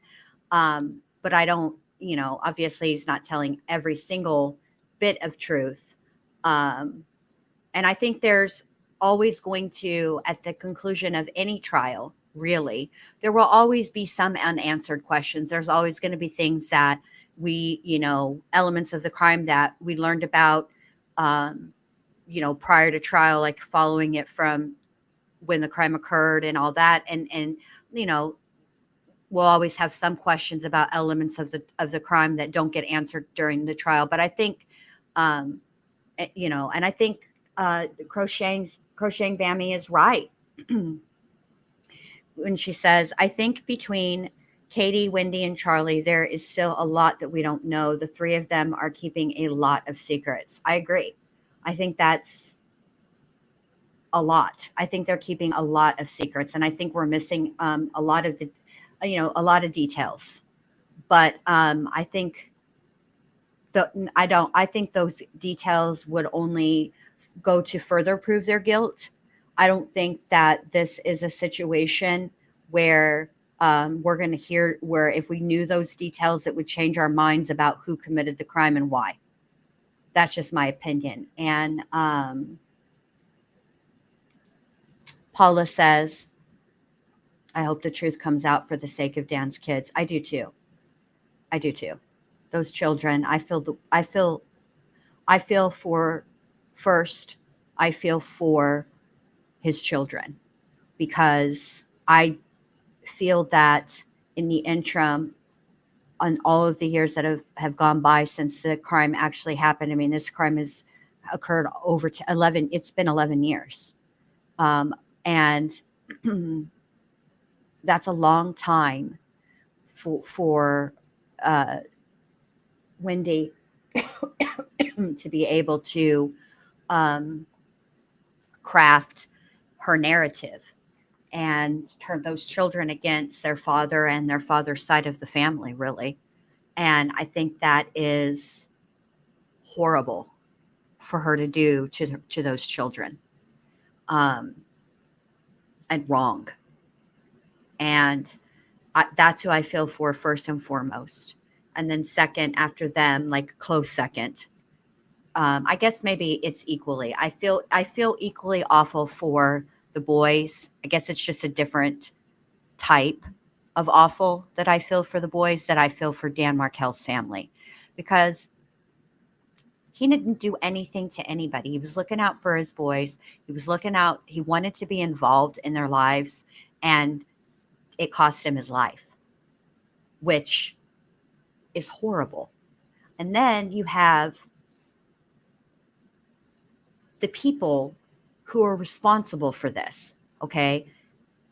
Like directly responsible for taking his life is Sigfredo Garcia.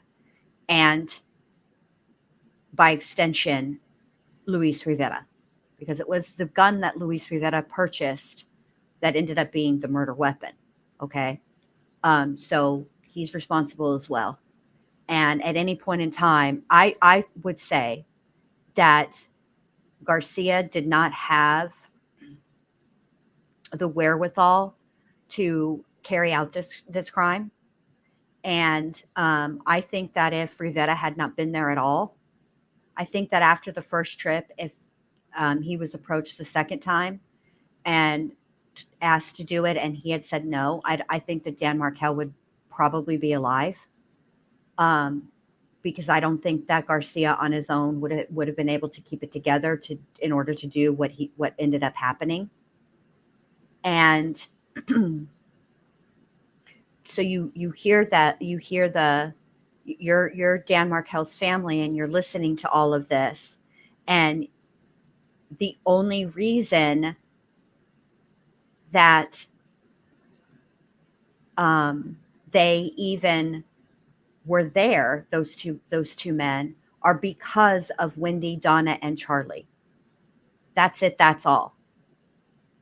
People that at one time you considered family. That's messed up. And this is another excellent point. J-Bone says, okay, where did the hitman get a photo and detailed direction to Dan's home? Wendy, of course, right there, she's guilty as sin. Absolutely. Because even if Donna is the one communicating the details to Charlie, okay, and then Charlie is communicating the details to Katie Magbanua, and then Katie Magbanua is communicating those details to Sigfredo Garcia. Donna on her own wouldn't know those details. Donna would not be aware of Dan's travel itinerary, but Wendy would. Kind of like Melanie Boudreau Pulowski now, okay? She is just as guilty of the attempted murder of Brandon Boudreau as Lori and Alex are, because she's the one who texted Brandon Boudreau and got the address of his new home. Alex wouldn't have had that. Lori would not have had that, but for Melanie Boudreau. So by that, in my opinion, she is the third accomplice and should be charged. And Jennifer, you're right, or Jen, you're right too, because Katie's kids and Katie and Sigfredo's kids lost a lot. Luis Rivera, I think he's got kids. They've lost. The kids are always, in my mind, always the most innocent, and always seem to bear the brunt of the repercussions that come from adults' decisions, and my heart breaks for them. My heart breaks for everybody that loved Dan Markel. Friends, family, his children, his extended family, nieces, nephews, etc. Because it's my understanding that he was actually quite a good law professor. He was really good at teaching. And I think that having good lawyers is important. It's part of our American justice system, a justice system that I understand, agree, and know is completely flawed, obviously, because it's run by humans, and anytime there's human beings involved in anything, it's going to be flawed because humans, right? But I do think that the good in our American justice system outweighs the bad. We just hear about the bad more because it's so shocking. If it was all bad all the time, after a while you get desensitized to negativity. So it wouldn't make headlines. It wouldn't be as big of a deal if it was what we're used to dealing with. Do you think that like in Mexico, do you think that the Mexican press reports on the corruption on a daily basis? No, because it goes on all the time. It's like part of the culture. And I know this as a Mexican. So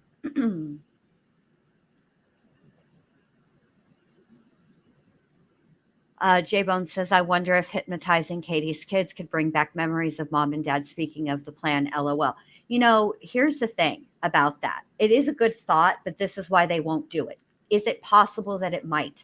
If there were conversations that took place, yeah, it's very possible that it might bring back memories. The problem with doing it that way is that then those memories likely wouldn't be allowed in to come in as evidence because of the way that they were gotten. They were not spontaneous memories, and so therefore would not be admissible in a court of law.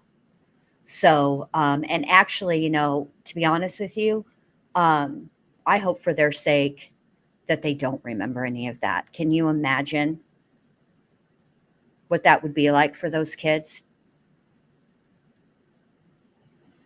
It would be so messed up, So, okay, now back to the original question that I asked before I went off on somewhere on my tangent. Who should we listen to next? Should we listen to Katherine Magbanua testifying in Charlie Adelson's trial, and then listen to, or should we listen to Wendy Adelson? Because there's a couple things we can listen to with Katherine Magbanua. There is an interrogation video. It's kind of like what Sigfredo, or not Sigfredo, that's not right. It's like what Luis Rivera just did, where she's going through everything with the prosecution. There's that, and then there's her testimony. Or should we listen to Wendy again, knowing what we know now? Because I'm with you. There is more Wendy, Crocheting Bammy. Wendy has testified. There's more Wendy. This would be her testimony. I know, but I want to, like, it's interesting. All of it's interesting to me too. But I